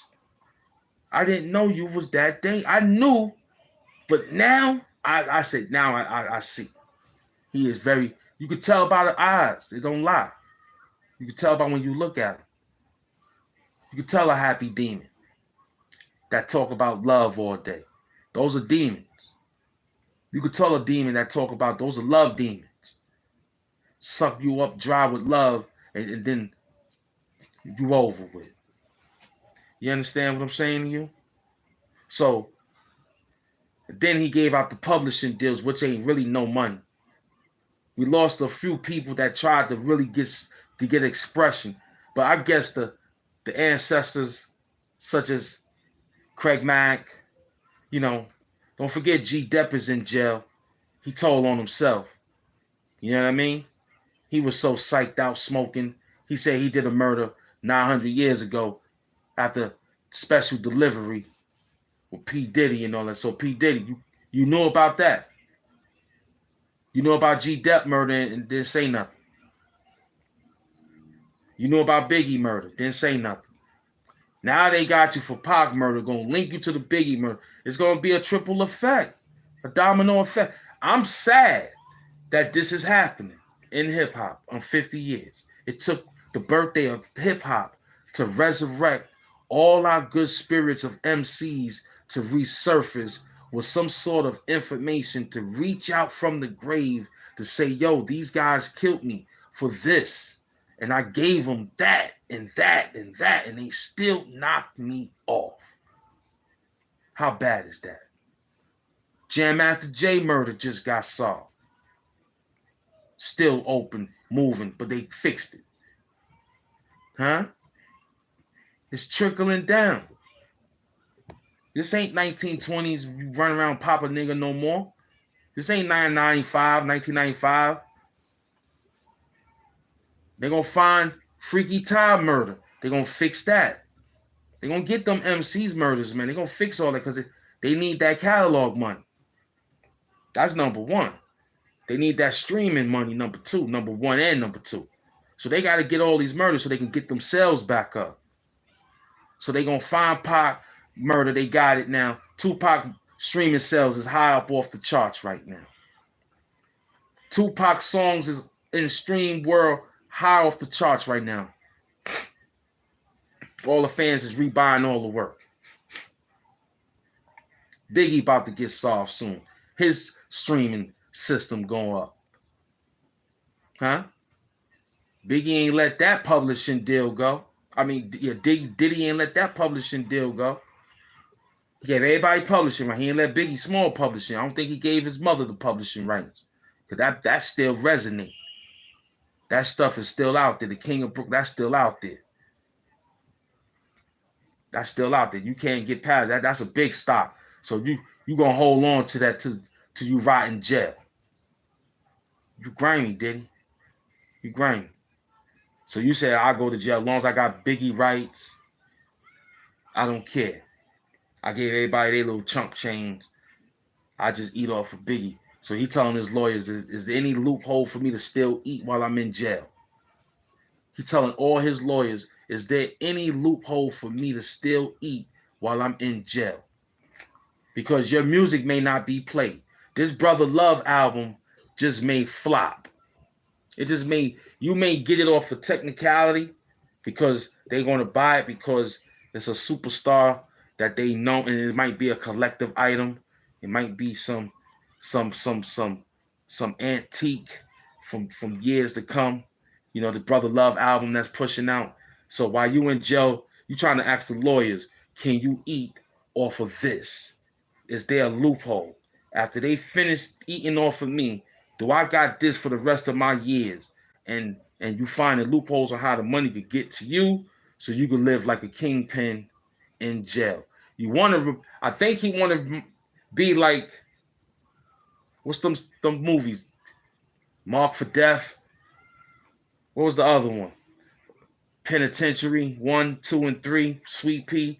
when he had to go see the dude that had the cells, looking all lavish in there, laying back with all sorts of transvestites, and he laid back with all sorts of twinks and young, old, or however, gay men, bisexual.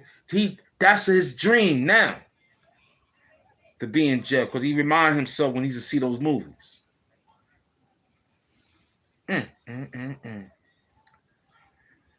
I'm not shocked. I'm just hurt that I'm sad that they took my peoples out like that. And he knew all about it ever since then. That's tough. Hit that like button when you come in too, man. Hit that like button. Hit that like button. Hit that like button. Subscribe, like, comment, and share. But this is a nice one here. Yeah. We came to work. We came to work. Yes, we did.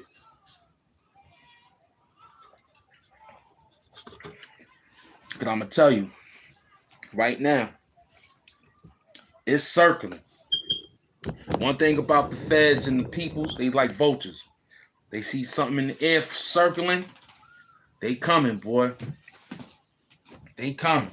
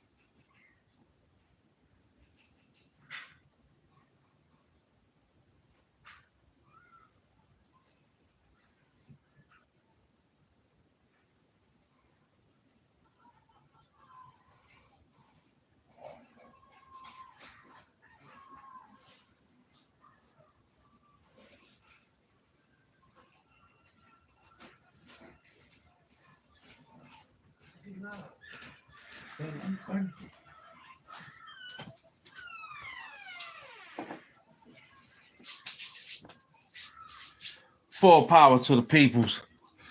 We back at heavy maintenance. Yeah. We're gonna rock like HAMP, Doom, and the Doomites that came in. Yeah, I had to put nippy food together. Thank y'all for supporting the show, helping me feed the animals. Real animals. Let me see. Yeah, he eating good. Good. We got work.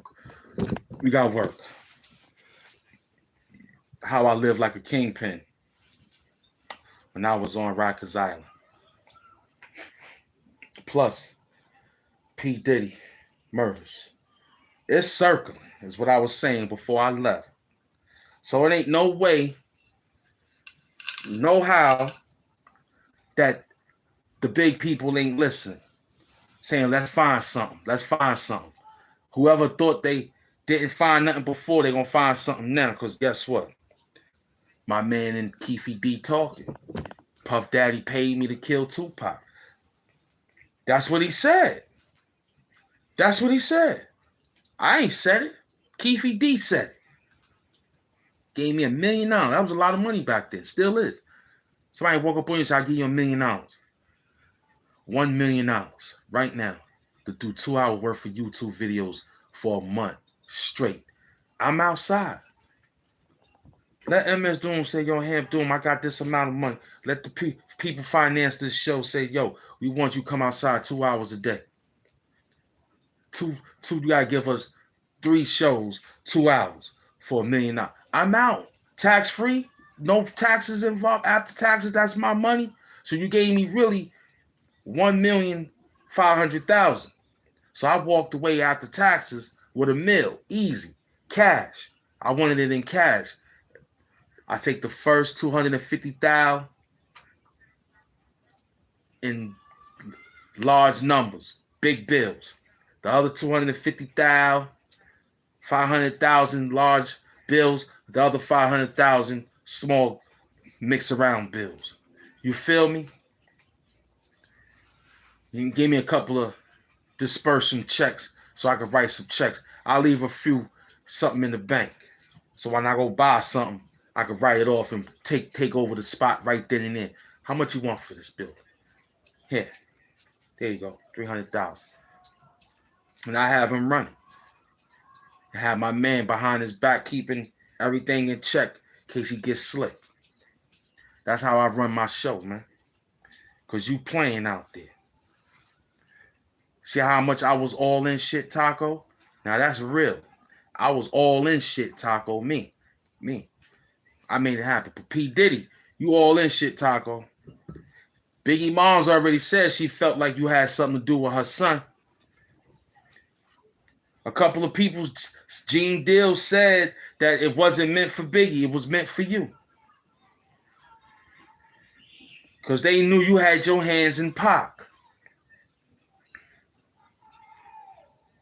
So you might not get Biggie. That's just probably what it is. But you had no remorse about it. Like Gene Deal said. You had no remorse about it. You didn't feel no sympathy about it. You just was like, I can't believe. Like, wow, thank God it was him, not me. Like that day when I got stabbed, lucky I moved the right way because he could have poked me in my chest and killed me. So thank God. That's how Puff Daddy felt when Biggie got murdered. Because he wasn't in the car.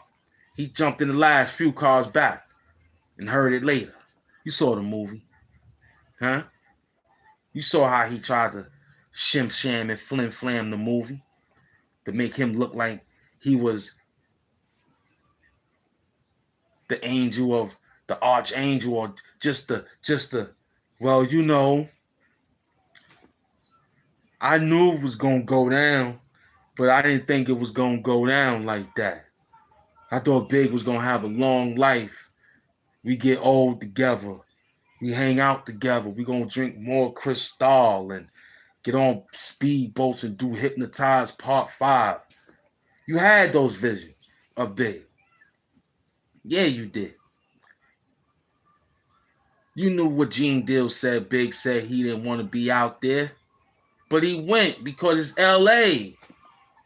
Tacos, tequila, Hollywood, fanciness, Beverly Hills. Come on, man. He had to think about it for a minute. Like, really, I could wait. It ain't really that important. We've got New York. We don't need another major city. That could wait. You rushed him out there. So they might link you to him being rushed out there to his demise. Because you knew they was coming to get you. So you wanted to really, like, say, yo, let it just be him so I could get his stuff. He'd be an icon, but I'll be behind the icon because I made it. I still eat. They think of me. When they think of Biggie, they could think of P. Diddy. I'm still going to be in it. Not no more after they found this out. Because Biggie could still be alive today. Pac could still be alive today. So you had everybody fooled. You had to think the government killed them. The government sat back and said, let them keep saying they realized. So what they did was the government said, you know what? Let's probably go squeeze somebody because it's about that time. It's what? Going on 20 years now? 27 years? All right, come on. Keefy D.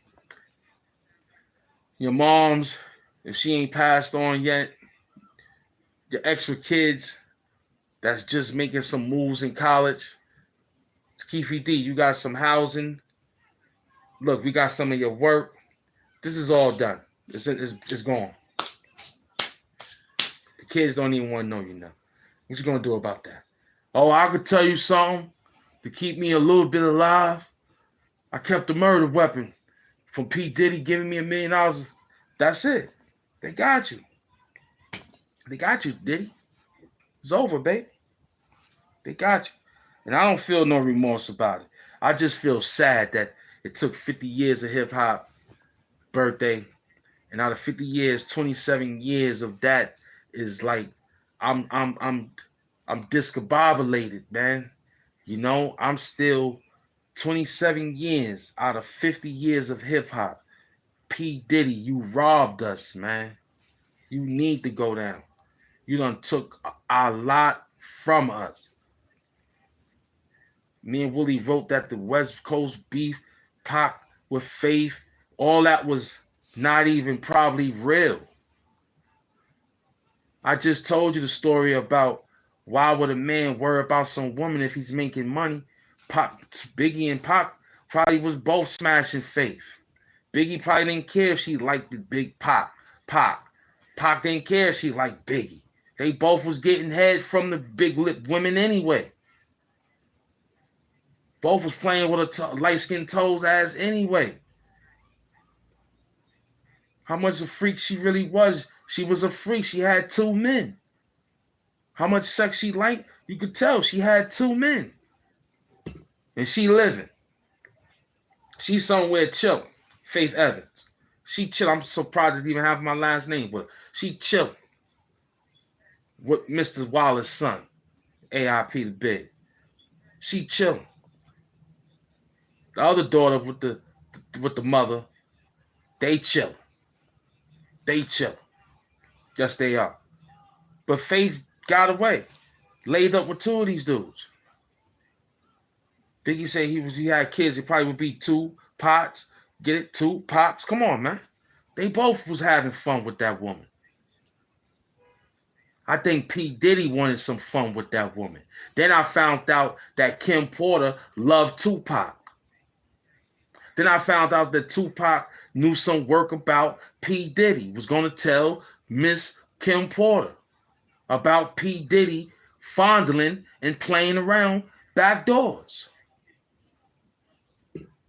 He was mad that she loved Tupac and gave her a secret. And when Diddy beat it out of her until she died, she told him, and that's what it was. That's crazy on how we mapped out. That's how they gonna put all that together.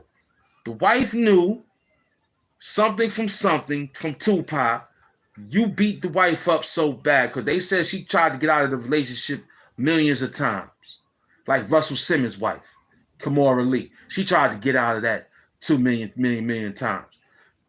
I think you out there hiding, you're gonna try to run with Russell. I think that's what P. Diddy gonna do. He gonna try to run with Russell. Because Russell Simmons, we know you got some hands in Jam Master Jay. I believe. For them catalogs. You and Run DMC. To get that catalog. Yeah. To get that extra money that he was selling out there in Queens. Because Jam Master Jay, we knew you had some money out there moving that yayo. That's deep. You know what I'm saying? We understood that they didn't have those records. They didn't have those record studios if it wasn't for that Queens get the money. Jam Master Jay moving that coat. You know what I'm saying?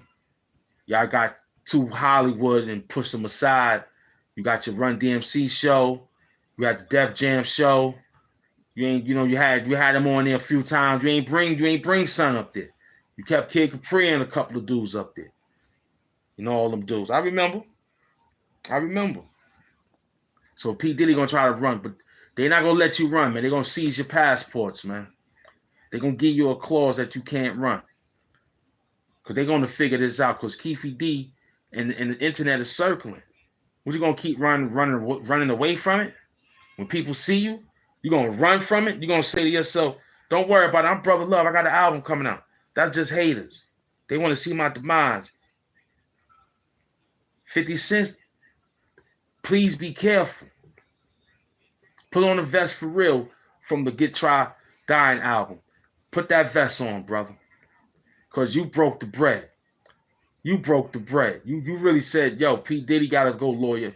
You said, Brother Love out here lining Tupac, that got Tupac lined up. He said, Brother Love out here that got Tupac lined up. Oh, it's real now. You better lawyer up. It's getting ready to get real sticky. It's getting ready to get real sticky, he said. P. Diddy, you ain't getting out of this, man. You ain't getting out. I don't feel bad for your kids. Nah. I don't feel bad for that. That they know that their father get ready to leave to go somewhere because he had took 27 years of my life. You took a lot out of me. You took a lot of rhymes out of me. You took a lot of rhymes from me. You took a lot of music from me, Sean Combs. 27 years. We got this that you produced and manifested and put together. That's why the girls is running from you. The other girl, Karachi, she knows something. You beat her half to death. She got away. Remember that little girl, Karachi? Remember her? Y'all remember Karachi? She got away. He loved messing with them young girls. He liked messing with Young Miami, Young Studio, whatever their names are. P. Diddy out there working hard, man, spreading demon toxicity. P. Diddy. Moving around with demon toxicity. P. Diddy. Trying to let off his sperm cells all over to have little cash devils running around here. You better get rid of them like Latin spotted flies. Facts. That man robbed us for 27 years of hip-hop out of 50 years that hip-hop been around, B.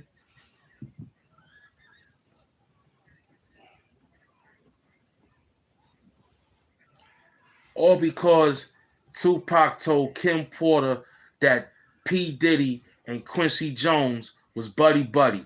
He told her about him dealing with Andre Harrell. Andre Harrell dead. You got something to do with him too? You got something to do with Andre Harrell death too? You got something to do with Heavy D and the boys' death? Heavy D? Because everybody knew you. They knew you, boy. P. Diddy, we ain't forget about that basketball arena when you killed all those peoples, crushed all those peoples for a fake, some type of demon utopia you had in your body. You did all that work with those peoples, and the doors was jammed and people trampled people. It was a heavy stampede. I remember that. People forgot about that. The youngins don't know about it. All my real rights know about that. All my real rights know about when Diddy had that basketball game and the people died. That was his first murder. And your doggy diamonds. Stop stealing my work, man. Stop saying about my humiliation rituals and all that. I said that. Hassan stole it from me. You got us live up talking about humiliation rituals, what make them do what they do. You know what make them do what they do. The powers that be make them do what they do. In this sense, because what's his name ain't dead yet. He got some work on. Clyde Davis. He was with Arista Records back in the days. Bad Boy was under Arista Records.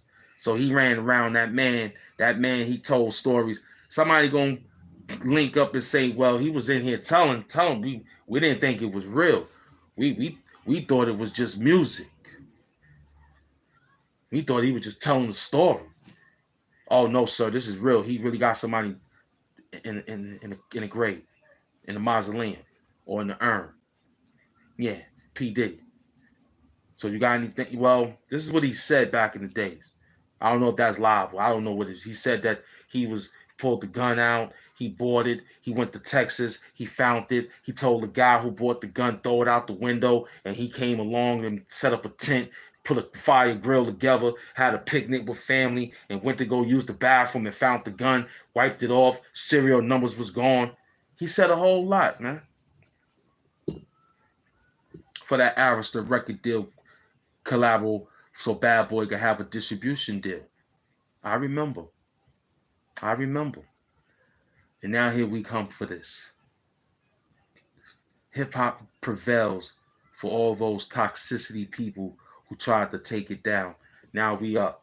We thank the Most High for bringing that together, man, because honestly, man, I'm happy, but I'm not happy. Because this should have not took that long. Why did it have to take a few more people to get injured for the story to come out? And that's what Diddy did. Keefy D said he couldn't take it no more. The guilt was eating him up for all these years. Then they said it was meant for you went to hit Pac and Suge. You said Pac wasn't, but it was for both of them. You said you wanted to get both of them. So it makes me think Suge Knight, because you said Tupac was jumping around like he was breakdancing. That's stupid to say, man. He was getting out of the way. But we all thought that Suge was pulling him back down as a body shield for him to only get grazed in the head. Tupac took most of the majority of the shots from being body shielded by Suge Knight. Suge Knight was body shielded by Tupac trying to get to the back seat to get that thing to shoot back. But what's his name pulled him from the seat. So Tupac hearing shots, getting away. Yeah, he look like he's dancing practically, you know, trying to get away, move off, get off here. I'm getting to the back seat to get down low. All you had to do is open the side door and get out. I mean, your driver's side and get out, Suge. Suge was body shielded by Tupac, man. They only get grazed in the head, man. And Diddy put the hit out on both of them. Unfortunately, Tupac got hit after being body shielded by Mr. Marion Suge Knight.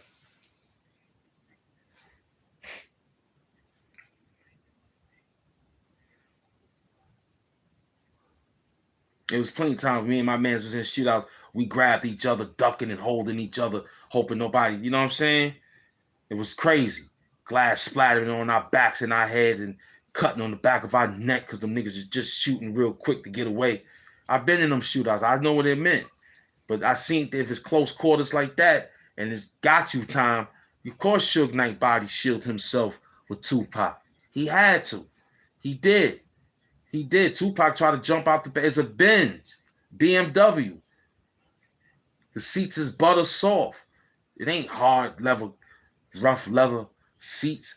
Oldsmobile. This is a damn BMW. So the seats was different. The lean back was different in them vehicles. Y'all saw the last photo on how Pac looked at that picture and kept it real and told him he ain't telling them nothing. He still kept it real. I ain't telling y'all pigs nothing. Get the F out my face. That was real. He could have told then. Pac should have told. Pac should have said, yo, this was done by, and he kept saying, yo, Biggie, your man's in them. Biggie and Pac said, boy, he said Biggie and Puff set me up, but it wasn't big. What up, son? It wasn't big. That helped. It was all Puff Daddy that did that. It was all P. Diddy, man. P. Diddy run the city, I bet. I bet so. They got you now, Diddy. And I'm happy to tell the story of what I know.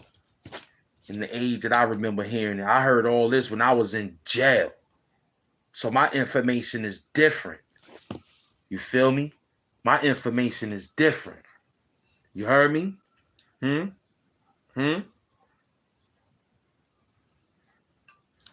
My team members are talking about that work because it was a year apart from each other.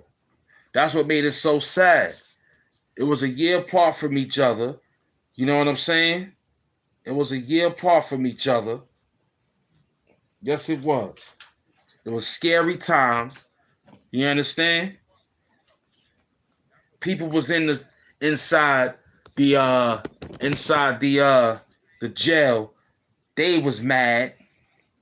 All my Negroes that was locked up, they was very upset because everybody liked both of them.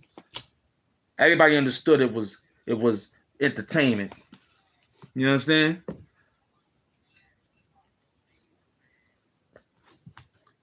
But how much entertainment is too much entertainment? Biggie was approached by Tupac plenty of times on how to get money off this controversy, but keep it clean. Plenty of times Pac was anointing Biggie with that. Biggie knew. When Biggie heard, like they said, Who Shot You came way after. Puff Daddy threw that out because he wanted to start up beef. Biggie been recorded Who Shot You before Pac. It's proven history fact that Biggie wrote that song and sung that song before Tupac got shot. Puff Daddy brought it out, held it in the vault. Biggie forgot about it. And next thing you know, it was a hit. All because of Tupac really got hit. That's how that thing went down. Because we was like, oh, snap, he's talking about Pac. That's how it started. Word of mouth again. Oh, snap, he talking about Pac. Yo, he got the gun in Pac's mouth. Y'all heard Who Shot You. He wasn't talking about nobody. He said it was just a song he made up. Because he just was good like that. And here it is. Diddy took that song and made it like, yo, it's like this. We shot you. And then did the remix and dancing on it and fixed it all up for him to be like, take that, take that. Really antagonizing the West Coast. P. Diddy was really out there antagonizing Suge and them. All the Tupac fans, the outlaw. He was antagonizing them. Take that, take that, take that. Take that, take that. Yeah. He was talking greasy to them dudes. And they kept saying, this little Harlem little bum nigga.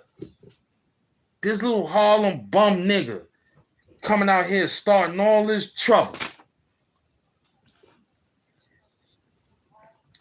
This little bum dude from Harlem coming over here starting trouble. And not only that he started trouble, he took out two greats. Now I remember I was yelling out back then pertaining to Tupac knew who his murderers was and all that. You know what I'm saying? So I come to find out that I want to apologize to Tupac. Because we found out it was Puffy all along that you kept telling us. He kept telling us it was Puffy. He kept yelling out it was Puffy that kept doing. He kept yelling it out. He kept yelling it out. I knew that. I kept asking myself, why does this guy keep yelling out P. Diddy all the time? Because Tupac knew Puff Daddy was grimy. He knew that song wasn't meant for him. That's why Pac came back with Hit 'Em Up. That's why he came with Hit 'Em Up. And then it became a back and forth situation ever since then. Thanks to who? Sean Combs. Sean Combs did all this. He took 27 years from us, man. How long they gonna wait for Biggie murder to be solved? 30? So it took Pac to get a Hall of Fame. So the Hall of Fame money got this help too. His brothers and sisters gonna push for it now. His brothers and sisters gonna push for it now, right? They're not gonna play with it. They're gonna say, yo, it's a fact, man. You know? Huh, Combs?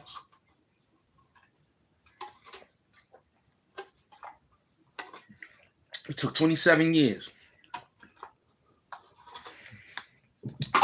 They trying to figure out how they gonna get you with Biggie. But Gene Dill just told it. Biggie didn't want to go out there. Biggie knew he had a strong feeling from a phone call that was told, yo, I got word that they gonna touch Big. Make sure y'all got him good and make sure you don't even go. Big couldn't even get there to get that information. Why? Because P. Diddy left Gene Dill home off some bull crap. He ain't got enough money to put him on a plane. Corny, P. Diddy. And now I didn't understand Gene Dill. I used to be mad at Gene Dill.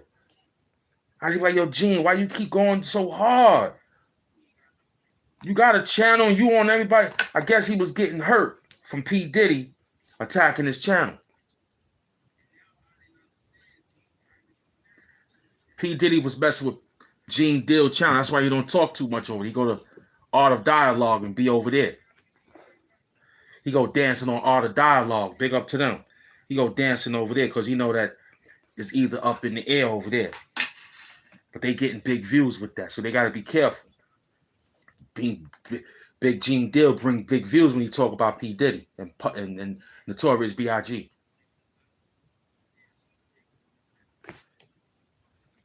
And Diddy said why P. Diddy don't like the fact because Biggie Smalls wrote Lil' Kim's first album. She could be paid forever and got her royalties.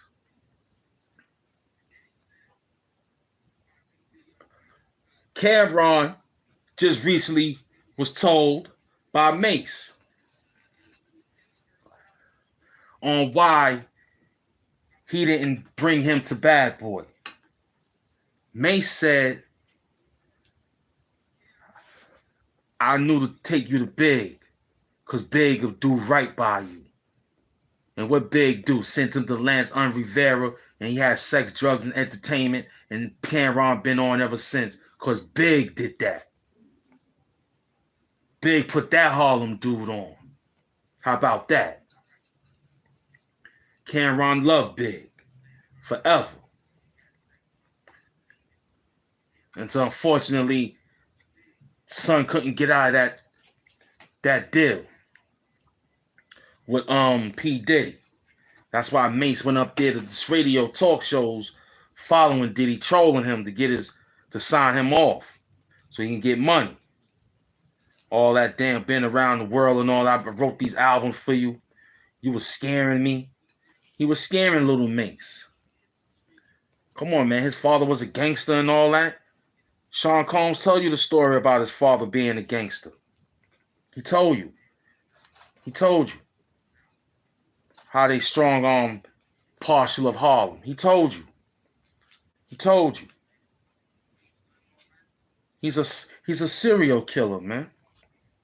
P. Diddy is a serial killer. Once they link him up with that Al B. Sure, because Al B. Sure, he can't wait. He in Italy right now. He in Milan, Italy, Milan. Al B. Sure is out of there. He done came from out that coma after P. Diddy. Man, P. Diddy, you going down. You going down, Sean Combs. You took that man's woman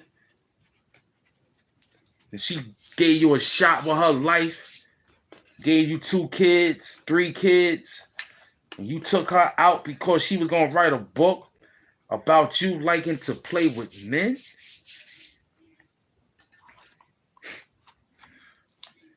And she was going to say that she had some work about you and Tupac. And she was going to say that she told you not to do it. You were so strung up on it. That's why she left you. What about that other girl, Karachi? They all know about you, P. Diddy. They all know about you. Jay-Z running far away from you right now. Yo, Puff, let's buy a boat. I remember Jay-Z. Let's buy a boat. When you did the remix with P. Diddy. All y'all who was dancing with P. Diddy is accomplice to knowing that he did this to Big and Pop. I don't like none of y'all MCs no more. None of y'all dudes get no play. None of y'all dudes, except who I still listen to. Because all my real rights knew about P. Diddy already. But none of y'all dudes who took pictures with him, I don't want to look at y'all dudes' videos. I don't want to look at your posts. None of that. Because y'all knew who he was. And y'all condoned it by still laughing and sipping Ciroc. Y'all still was laughing by allowing him to come to the daggone rock brunch nations. Jay-Z. You know he did that to your man, B? And you still smoking blunts with him? Huh, Jay-Z? Sean Combs? Sean Carter? Got me thinking now. Sean Carter, Sean Combs? What's up, B? Huh? You let that dude murk your man? You was mad at Pac too for what? Because he was a thespian rapper. Biggie really couldn't really get in the film. He did a little bit of Martin. But Biggie wasn't really a thespian like that. He was more of a videographer. He was a visionary in videos making, of videography. He didn't really get down too many with sitting with a script.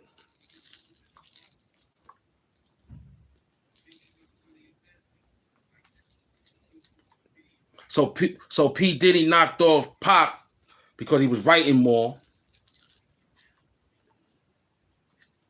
Right? He was writing more than Big. So when J. Rue the Damager came out, let's go see Puff to see what's up. Because he's fucking him up, getting him drunk, fucking his mind up. That's what J. Rue the Damager said before he broke out. He knew Puff Daddy was messing up hip-hop.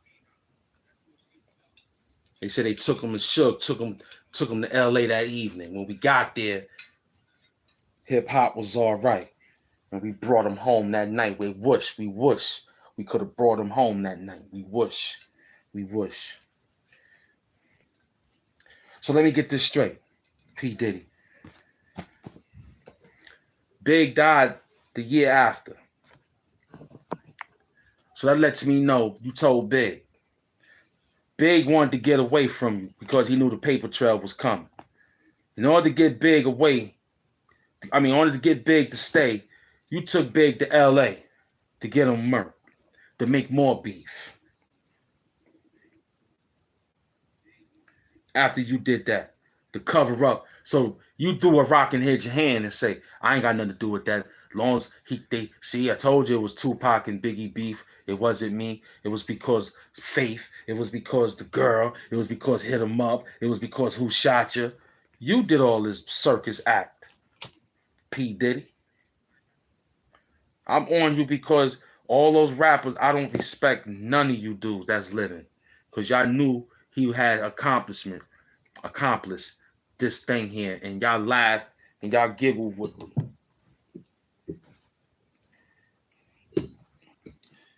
Y'all went to his 50th birthday party. Y'all should have brought the police there. Y'all went to all his Ciroc parties. Y'all should have brought the police then. You went to all his sociable functions. Ain't nobody didn't bring the police there. You wait to Keefy D, a ex-drug, stinking old, bad breath, dirty feet smelling bum from L.A. who was losing his time with Father Time, and y'all let this bum decide to wake up and say one day, I'ma tell the world who was who? DJ Vlad, and I'ma say that I got the pistol and I did this because P. Diddy. So if you knew this, all y'all rappers who was dancing with P. Diddy, I blame you too. You should go to jail right along with P. Diddy. Every last rapper except 50 Cent. Because 50 kept yelling it out a long time ago. That's why he's so protected. You gotta keep protecting 50 Cent. He's the gatekeeper of the stories of these bums. Everything doing good, Yankee Cows. Good to see you. We working. Hit that like button. Hit that subscribe button. Hit that share button. Thank you for the comment. We got to protect 50 Cent.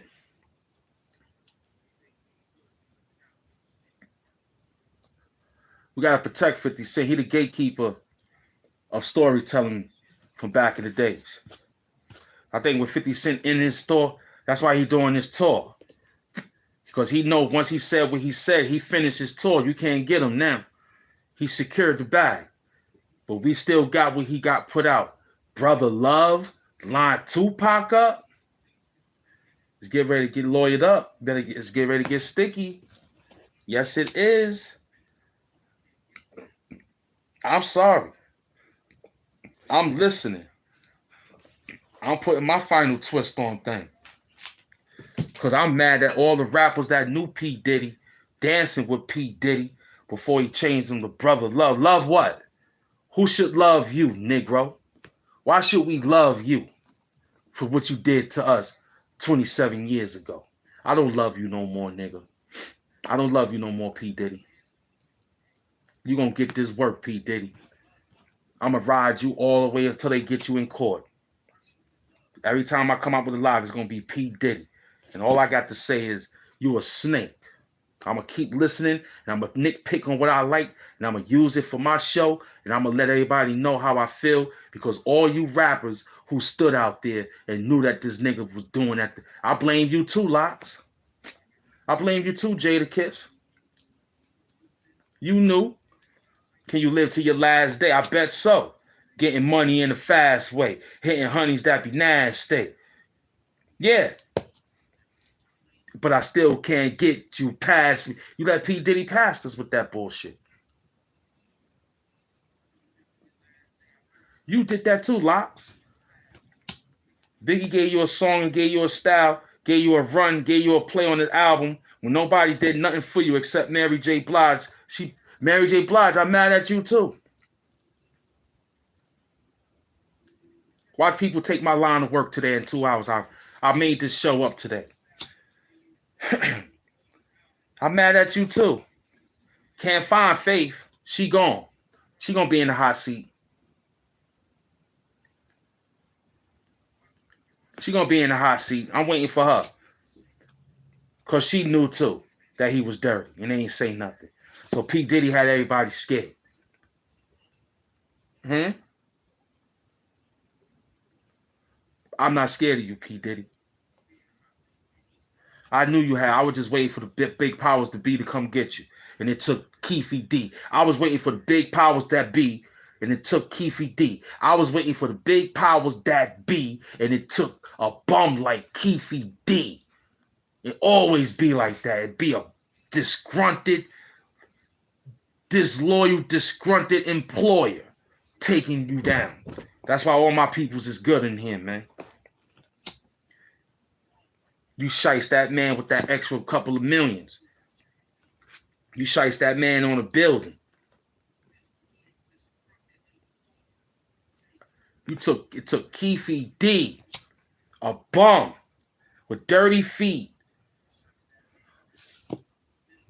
using the reputation for all these years to get girls, use his reputation to do all this to get a little few dollars extra until the money dried up, till the cocaine dried up, until the crack dried up, till the laundry detergent started using dish soap and things of that nature to wash his body. He couldn't get no more of that fancy lifestyle of caviar. He was just out there eating sardines out of a can in a jar. Now he said, I'm a tell. It took that bum, and all you rappers knew. You yelling out Palestine and Israel right now.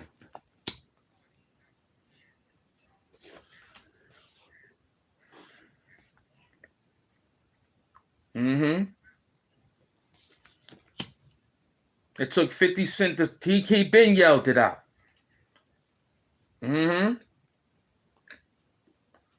See, 50 Cent was doing it in a comical way. Truth is in jokes.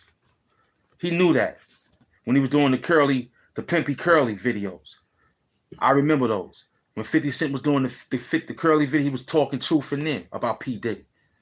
Puffy is a homo. Puffy is this, Puffy that. Puffy killed Biggie. Puffy killed Pac. He was doing that stuff subliminally, knowing 20 years from something from now it was going to come up.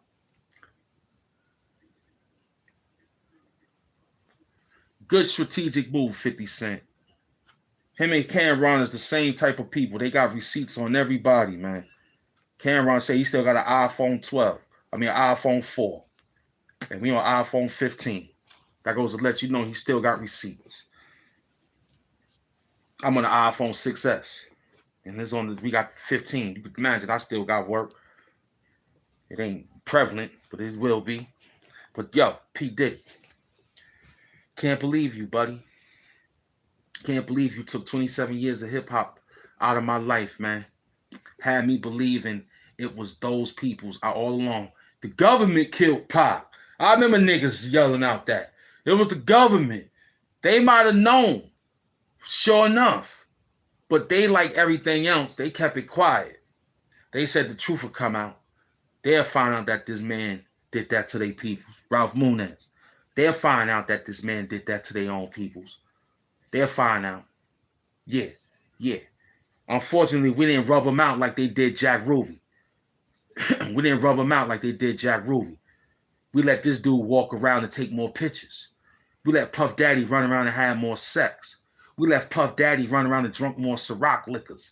We let Puff Daddy run around and put on more Cortez Nike sneakers. We let P. Diddy run around and make another album. Why we knew and all knew that 27 years ago, he had his hand in a murder. I'm not a fan of nobody except MF Doom, because MF Doom probably was like, yo, I'm going to cut him a break. He didn't know about it. He didn't take a picture with P. Diddy. MF Doom ain't take a picture with P. Diddy. But you did. I got the files right here. That you took pictures with P. Diddy. I got the file right here that you was taking pictures at Daddy's house. You was at Daddy's house recording studios, number 1. Then you went to Justin's, number 2. Then you bought all the Sean Johns, number 3. I saw you.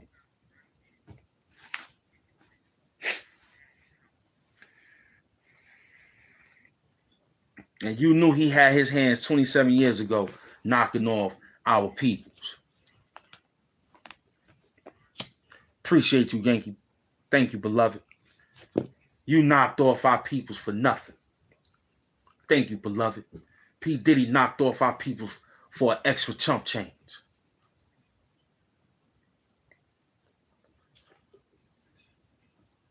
Told you the last couple of seconds will be you, right? Plus P. Diddy murders. Craig Mack tried to talk about what you did to him. They said you got him sick. You sent poison to Craig Mack. That's why he looked like that. Ever since them guys get knocked off, before they got knocked off, they run to God first. He ran to a Christian church looking like that, flavor in your ear. Come on, B. You saw how he looked? He looked like depleted. He looked like all that power from P. Diddy sucked him dry like that. You didn't even see Craig Mack. You see how Black Rob looked?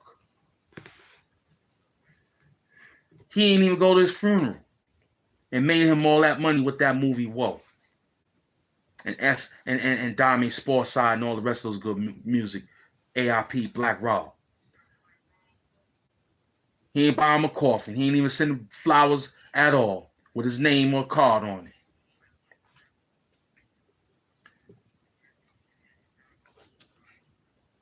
Total. Where they at? You was messing with one of them girls. The dark-skinned one who played hardcore a little bit. Thought she was lesbo, but she wasn't. She was just tough like that, looking good. You touched on her. Where's she at? You had them little other girls, the Dream, them little white girls. Where they at? Where they at, Diddy?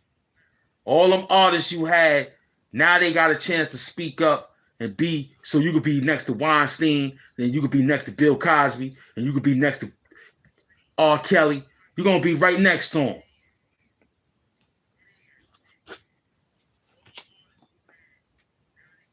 We're gonna make sure you get there, boy. Taking 27 years like this. Put extra millions in your bank account because you knew this day was coming. You just didn't think that we was gonna catch whiff of it. That's the problem. You knew this day was coming, Diddy. Brother Love, you knew it was coming. You just didn't know how it was coming. That's the whole thing about life. We know that we could get it, but we don't know if we're gonna maintain it some way or somehow. But that's the irony of being alive. But you had an idea that this was gonna come back. And that Kim Porter story coming out, man.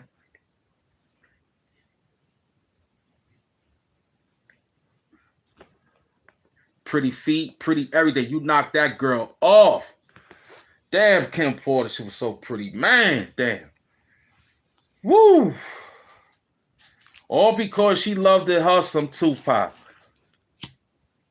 Tupac told that woman, I could make you leave that man. How? Look, he's over here right now messing around on his knees. And when Kim Porter saw that, you was mad at that. Gave her so much money. That's why she was so in the cameras. She couldn't really. Then when she got home, you slept on the couch or in the big old extra guest room. You ain't sleep with her.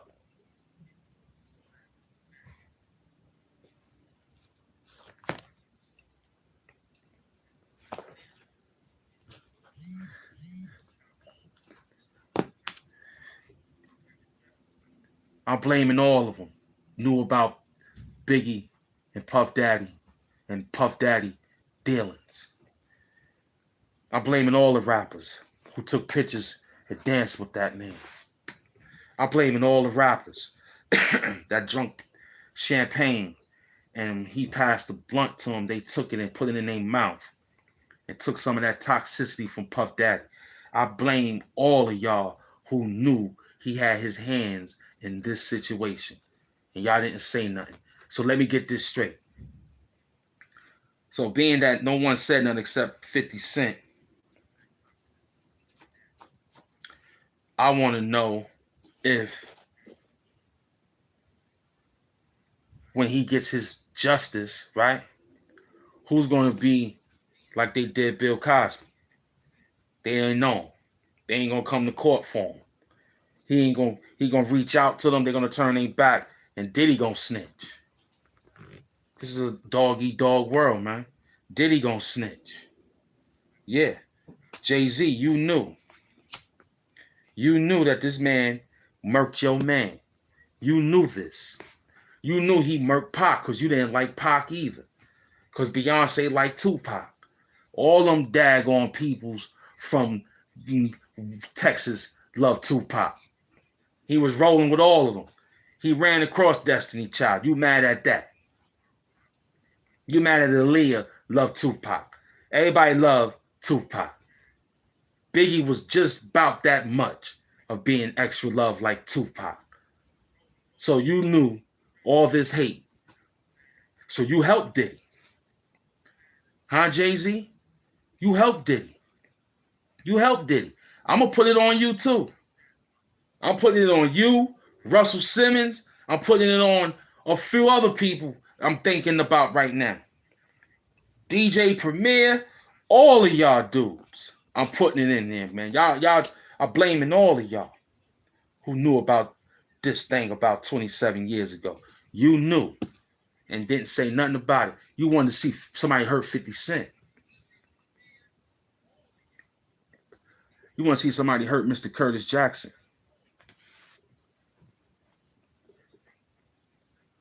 It ain't about that. It's about you knew. That's about what it is. And you knew that it wasn't right. You don't care about that old talk about snitches get stitches. They knew that that wasn't right. You gonna let your heart walk that way? You don't see nothing right. You're not gonna step up and say nothing about it? What kind of man is that? We all about truth and justice over here, man.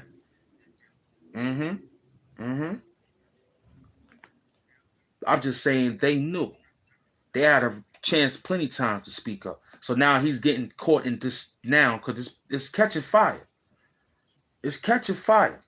More people keep hashtagging it. More people keep talking about it. More people finding things, listening to my live and finding that I'm dropping jewels. They're going to run around and investigate themselves. It's going to pick up. And the big story going to wake up one day. Your famous rapper, Palm Master Combs, is arrested tonight in the rain tonight inside of a New York Manhattan jail. And he going to be there in the cell, and he going to get bailed out. Then they're going to remand him. They're going to take his passport because he's going to do a Russell Simmons move. Because right now they tracking him. He can't run because he got to go to the bank.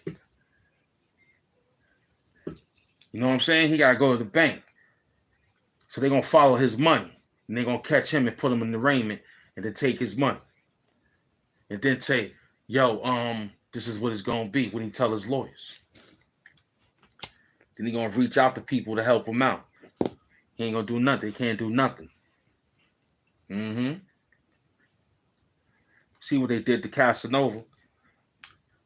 He in jail. He can't get a quarter from none of them dudes. But they looking at his wife. See that? So P. Diddy ain't had no girl. So he was just trying to make girls. He was trying to get more babies. Got somebody pregnant, so when he bounced, he left a toxicity baby out there. Another toxicity baby from a ratchet hood chick.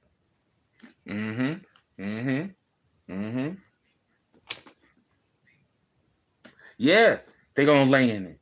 But I'm hurt for 27 years that they knew about it. And they could have stepped up and told him to turn himself in.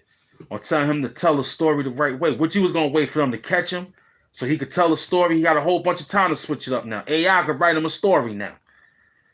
AI could be his lawyers to get him out of jail. Joe, y'all sat back and said, we're going to let you tell your story, P. Why y'all ain't tell him to tell a story? Yo, you need to get that out there, man, that it's possible.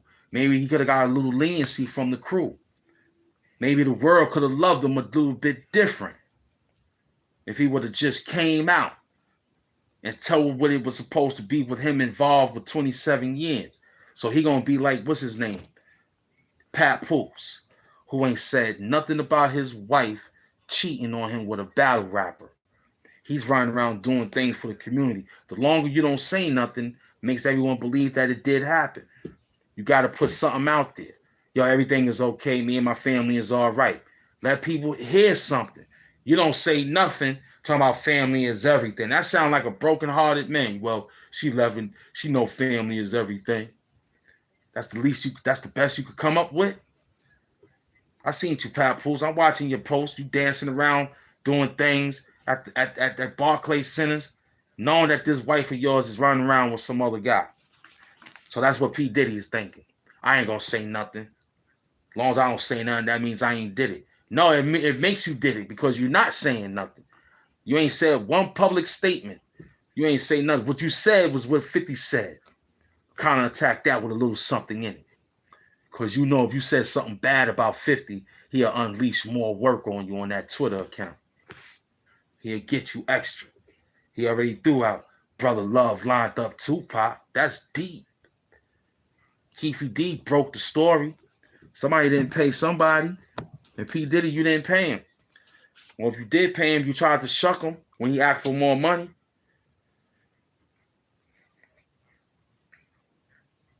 Kept hanging up the phone when he said, yo, I need more money or I'm going to tell on everything. He told.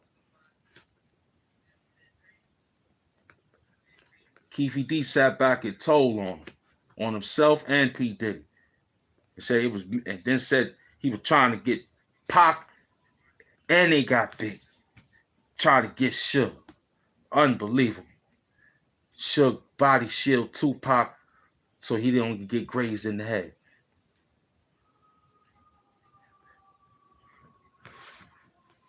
Them two guys was best friends from the sandbox.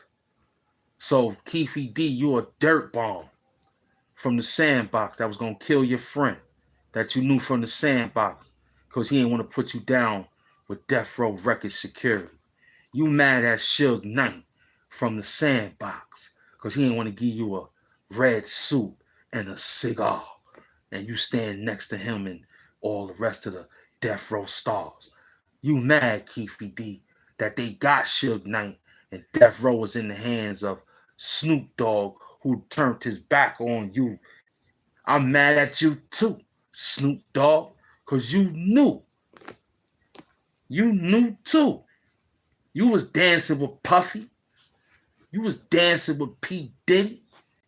You even asked for a feature on his new album. I heard you, man. I know what you doing, Snoop Doggy Dogg. Pumped on Martha Stewart to get your... That was his humiliation ritual after the murder of the case when he almost got knocked with that murder.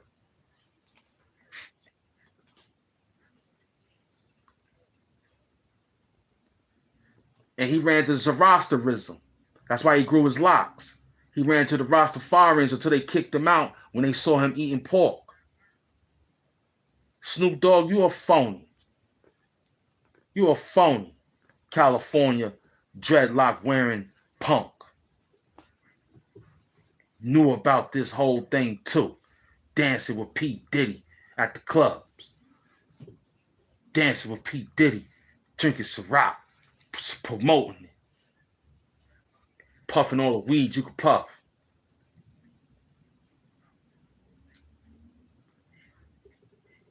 Know about you, Snoop Dogg. All of y'all who took pictures with P. Diddy. Now, I don't want no prayers for P. Diddy up either. Pray for me. I pray for you, all right. I pray that Hades grab you and take you all the way down.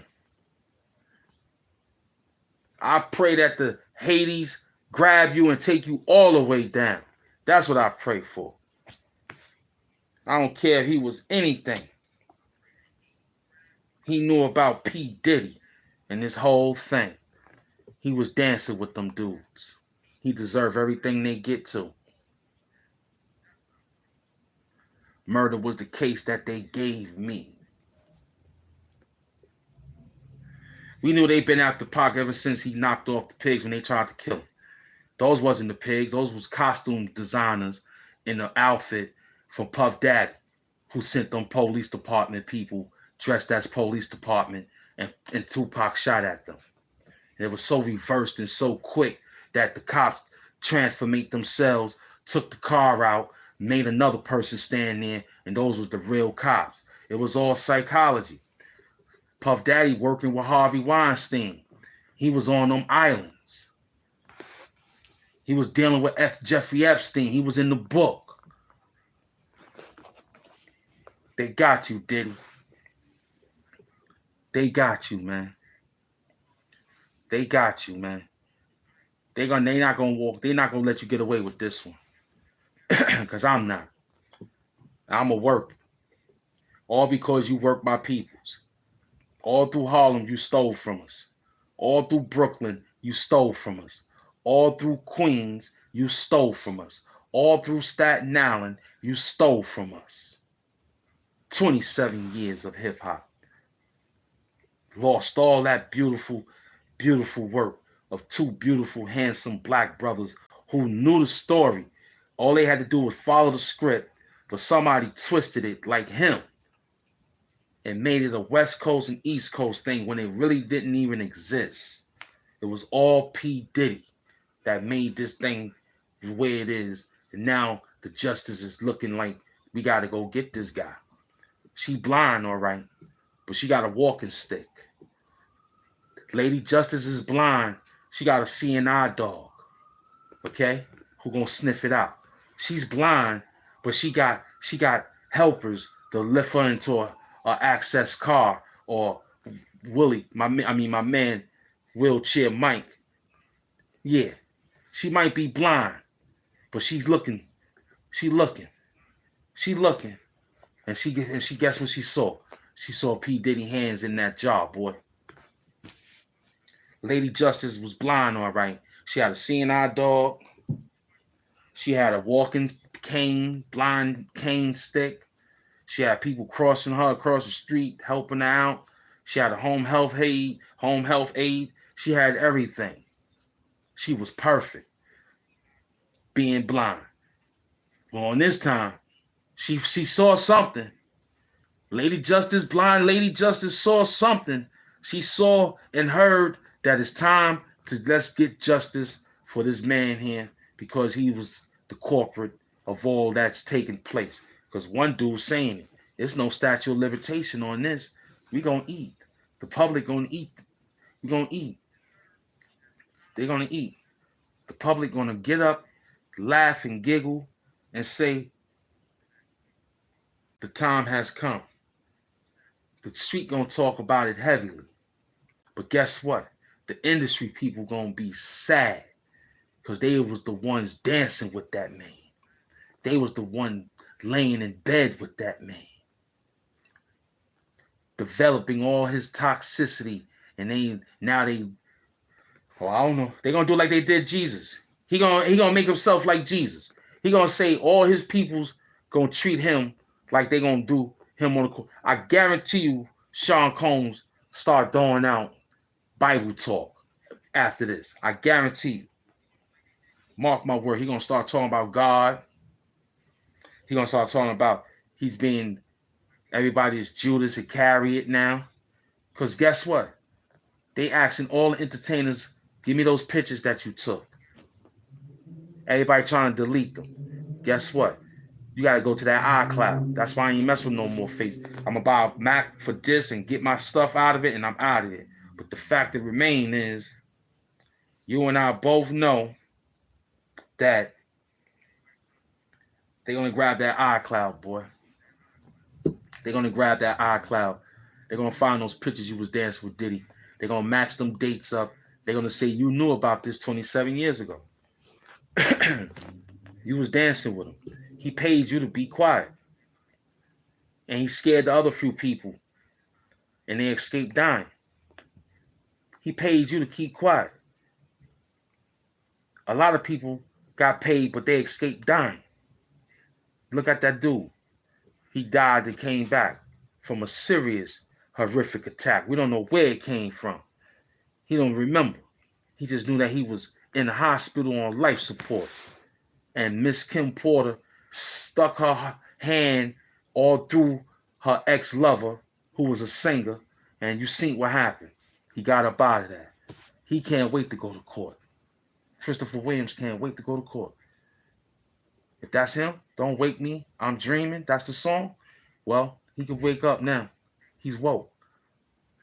He ain't saying nothing. He's just getting his lawyers to protect him to get to an island in case P. Diddy bounce. But they're going to fix that. They're not going to let him run. They're going to apprehend all his passports. They're going to seize his money. And he's talking to his lawyers right now what he could take and what they going to take from him. So he could still run around and skate. Because he's yelling out his family. Oh, I got my kids. Oh, I don't know what I'm doing with my babies. Somebody got to help out with my kids now. Who going to help me out? Who going to be the godfather of my kids now? Who wants to? Come on, man. Come on, man. Come on. Come on, buddy. Come on, you got the show. Come on. All right. Come on, man. Hey, come on. All right. Come on, buddy. Thank you. All right. It's almost over. Yeah. I'm going to work you, man. Tired of you playing around out there. All you entertainers knew Diddy was involved with this. I blame you for knowing and having him around this long. Forget about snitching and ditching and hitching. You knew he took something precious away from him. So you can have a fake album.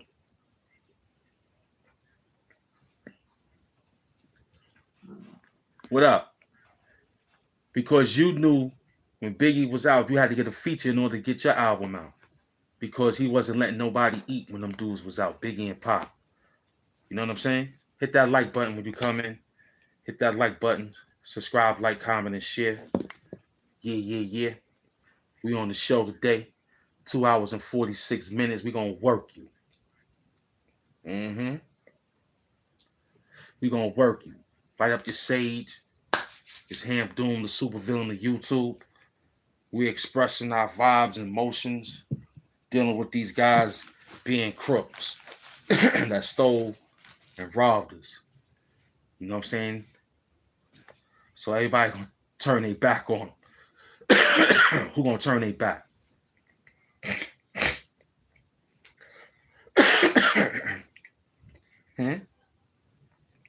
Who gonna help Diddy out now? All the artists ain't gonna go to the court for him. You know what's gonna be there? The cameras, the bloggers, some people that's gonna say, "Oh, I was sharp. I didn't know this could happen. I knew him all my life. He's not that type of person." So leave everything in your mama's name. That's how I go. Mama, you got everything. When I'm out, you take care of everything. I leave everything in your name. She about to leave soon. So she got to pass it off to the grandkids and the paper trail, baby. Your generational wealth is going to go down in the hole because you done did something crazy. Your lawyer fees is out the door, man. You're a billionaire now, they said. So it's going to work. It's going to work you. They're going to work you so much, you're going to cop out. You're going to have to cop out, Diddy. Because I don't think your lawyer's going to fight. They're going to get a nice lawyer. They're going to get a controversial lawyer. They always do. They always get a controversial lawyer to make it look good for a minute or two, for a month or two. They always get a confidential, they always get those confrontational lawyers. You know, they always get them confrontational DAs who's out to make a name for themselves. You know what I mean? They get them confrontation. They always in something like a taco.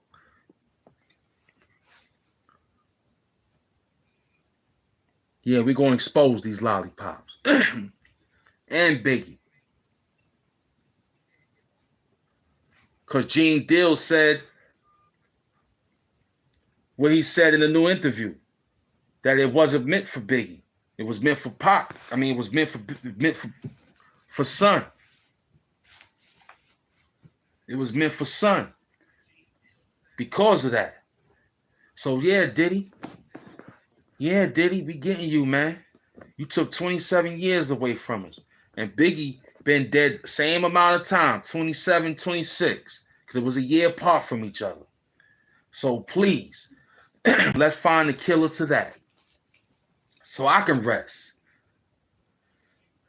I'm picking up the slack from Tupac. I'm picking up the slack for Biggie. I'm writing rhymes every night calling these ancestors out. I wish they could come harder in my dreams so I could come out here and spread the news heavier. I really, really wish, because that did not have to happen for them dudes, man. They was in the prime. Them dudes was 20-something years old. Hip-hop is 50 years old. Them dudes died when they was in their 20s. Took their publishing right, their money, everything from them dudes, even their name, and put them in a grave. That didn't work. But you tried. Now we got you. 27 years later, it was you. It was you. It wasn't them. It wasn't them. It just probably was some low budget people that needed some money that did it. But it was mainly you did it. You orchestrated this. As the maestro, you were on a daggone platform controlling the orchestra. You told that thing to play, and then you did everything like this. And puppet master everything like that. P. Diddy. Russell Simmons, I know your hands is involved with Jam Master Jay. And playing with them situation Kamora Lee told us about you, boy. You took her when she was a little girl. You a pedo, man. In Speedos. You were pedos and Speedos, man. Because when you go to them far countries and lands, you don't wear shorts no more. You wear Speedos. So that's where he's located at. Playing around with monks, playing around with yoga, playing around being twisted up like a pretzel so he can have something in his body, long, hard, stiff, in his backside. You paid Kimora Lee to have babies because she was like, I ain't want no gay sperm in me. But she took it because you used to beat up on her. She was young. She wanted to come to the States. You played it out. You went out there and got her pregnant, made it possible, went to the Jeff Epstein Island and got her babies out and then brought them to the States. Saint, man, listen, man. You next, Obama. You next. Barack Obama and Michelle Obama, you next. Because I ain't seen no pregnancy pictures with you.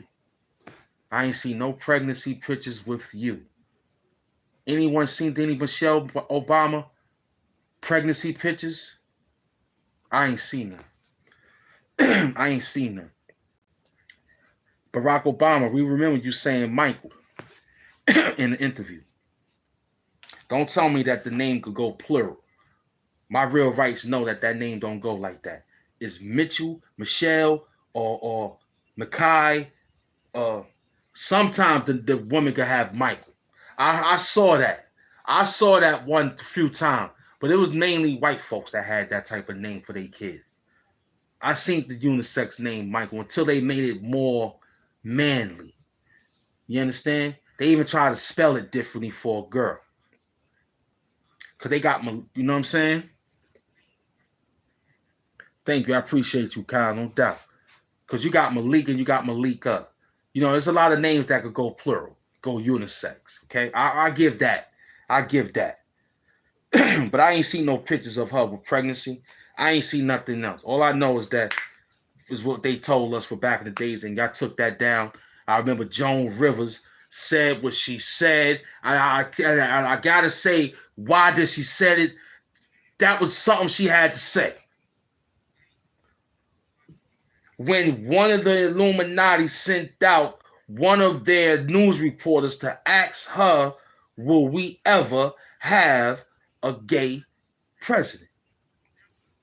She said, quote, the late Joan Rivers, honey, we already have a gay president. Y'all go look up the rest. Y'all type in the rest if you want to. And after that, she went into operation and ain't come back out. I said she went into operation and come back out. I mean, that's what they said. P. Diddy, you had your hands in that? Because we're going to find out you had your hands in Joan Rivers. Now, they can put all the murders on you now. They were just waiting for a fall-guy Negro like P. Diddy to be captured. So they could throw all the murders on him. Yeah, he did that one. He did this one. Definitely that one. There's no statute of limitation. Woo, we out of it. Now it's all about him telling them. But they might silence him. P. Diddy, you mean to tell me you going to Jeffrey Epstein yourself, man? I see this. I see where this is going. We about to end this. I see where it's going, though. I see where it's going. Everything info.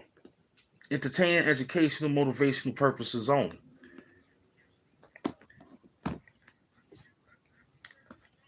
I don't know what I'm saying. I'm just playing. I'm an actor at the end of the day. This is a mask. You understand?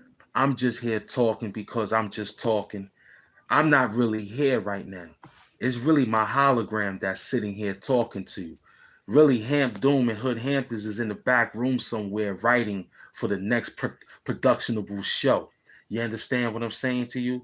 Not only that, I don't know P. Diddy.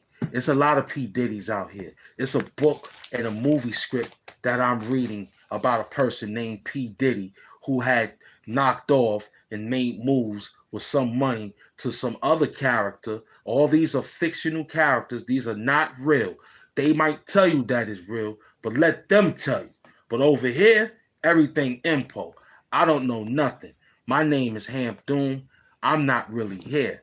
I'm just sitting here just as a hologram. This is the figment of my imagination. I'm just sitting here.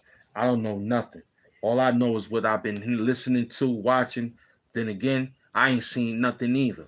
All I know is I wrote this show as a comedy. I wrote this show as spoof. I wrote this show as the supervillain of Hamp Doom that I am. You understand what I'm saying? I don't know nothing. I wasn't there. All I know is nothing. Jerry Seinfeld made a show and got paid for nothing. I think I'm in that category. I got a show and I ain't saying nothing. I'm saying something because we got something to say, but we don't know what we saying. Why? Because we not really here right now. That's just our hologram. This is a mask. This is a Hamp Doom mask. I'm just sitting here playing the part. You understand? I don't know Keefy D. I don't know P. Diddy. I'm not even hip hop. No, I'm not. I don't know nothing. I play violins. That's what I play. I play harps. Um, I play with pianos. You understand? What else? I'm a thespian. I'm an actor. You know, that's what this was today. I don't know nothing. The people that donated to the Hood Hamptons Foundation to keep the thespian actor moving and grooving. Because far as I'm concerned, I don't know nothing. I wasn't there. They said he might go to jail. I don't know who was they. The upper party, the upper part, the lower part, we don't know. All I know is that we was all in shit, Taco. And not only that, you was all in shit with me, Taco. And not only that, they was all in shit, Taco. It's the Taco Doom on Taco Tuesday. You understand? Thank you for subscribing, like, comment, and share. Hit that like button on your way out. Big up to the replay gang. I worked them. You understand? Far as I'm concerned, they paid me to come out here and work. That's what this job was. They paid me to read contents on 7 different continents. I'm not a content creator. I'm a person who read contents on 7 different continents. So, in that case to be made, I don't know nothing. Jerry Seinfeld and Larry David, I want my money. AIP to Larry Davis. But Joe, you already know about this slogan, man. Hamp Doom finally made it. We done finished the show. Got a few of those payments. You gonna love me, because I said so. Word up. Because like I said, we got Sage. This show was presented and was produced and financed by my peoples that came through. Big MS Doom. You understand what I'm saying to you? We done broke you down, boy. You owe us. Don't forget to pay us the tips and all that too. We take that. So that was the story. You feel me? That was the story. Yeah. That was the story. You know what I mean? I don't know nothing. I just knew that they paid me to come to work. That's all I know. They cash at me. They super chat me. They yell out my name in the comment section. They share my work. It lets me know that I'm needed out there in them streets. I came to put that work in. I don't know nothing. I know Nippy ate his food. That's what I know. I know I came to work twice. I know that. But I don't know Puff Daddy. I don't know P. Diddy. I don't know nobody. I know Hamp Doom and the supervillain of YouTube. And I know the Doomites. That's who we know. It's Hamp Doom.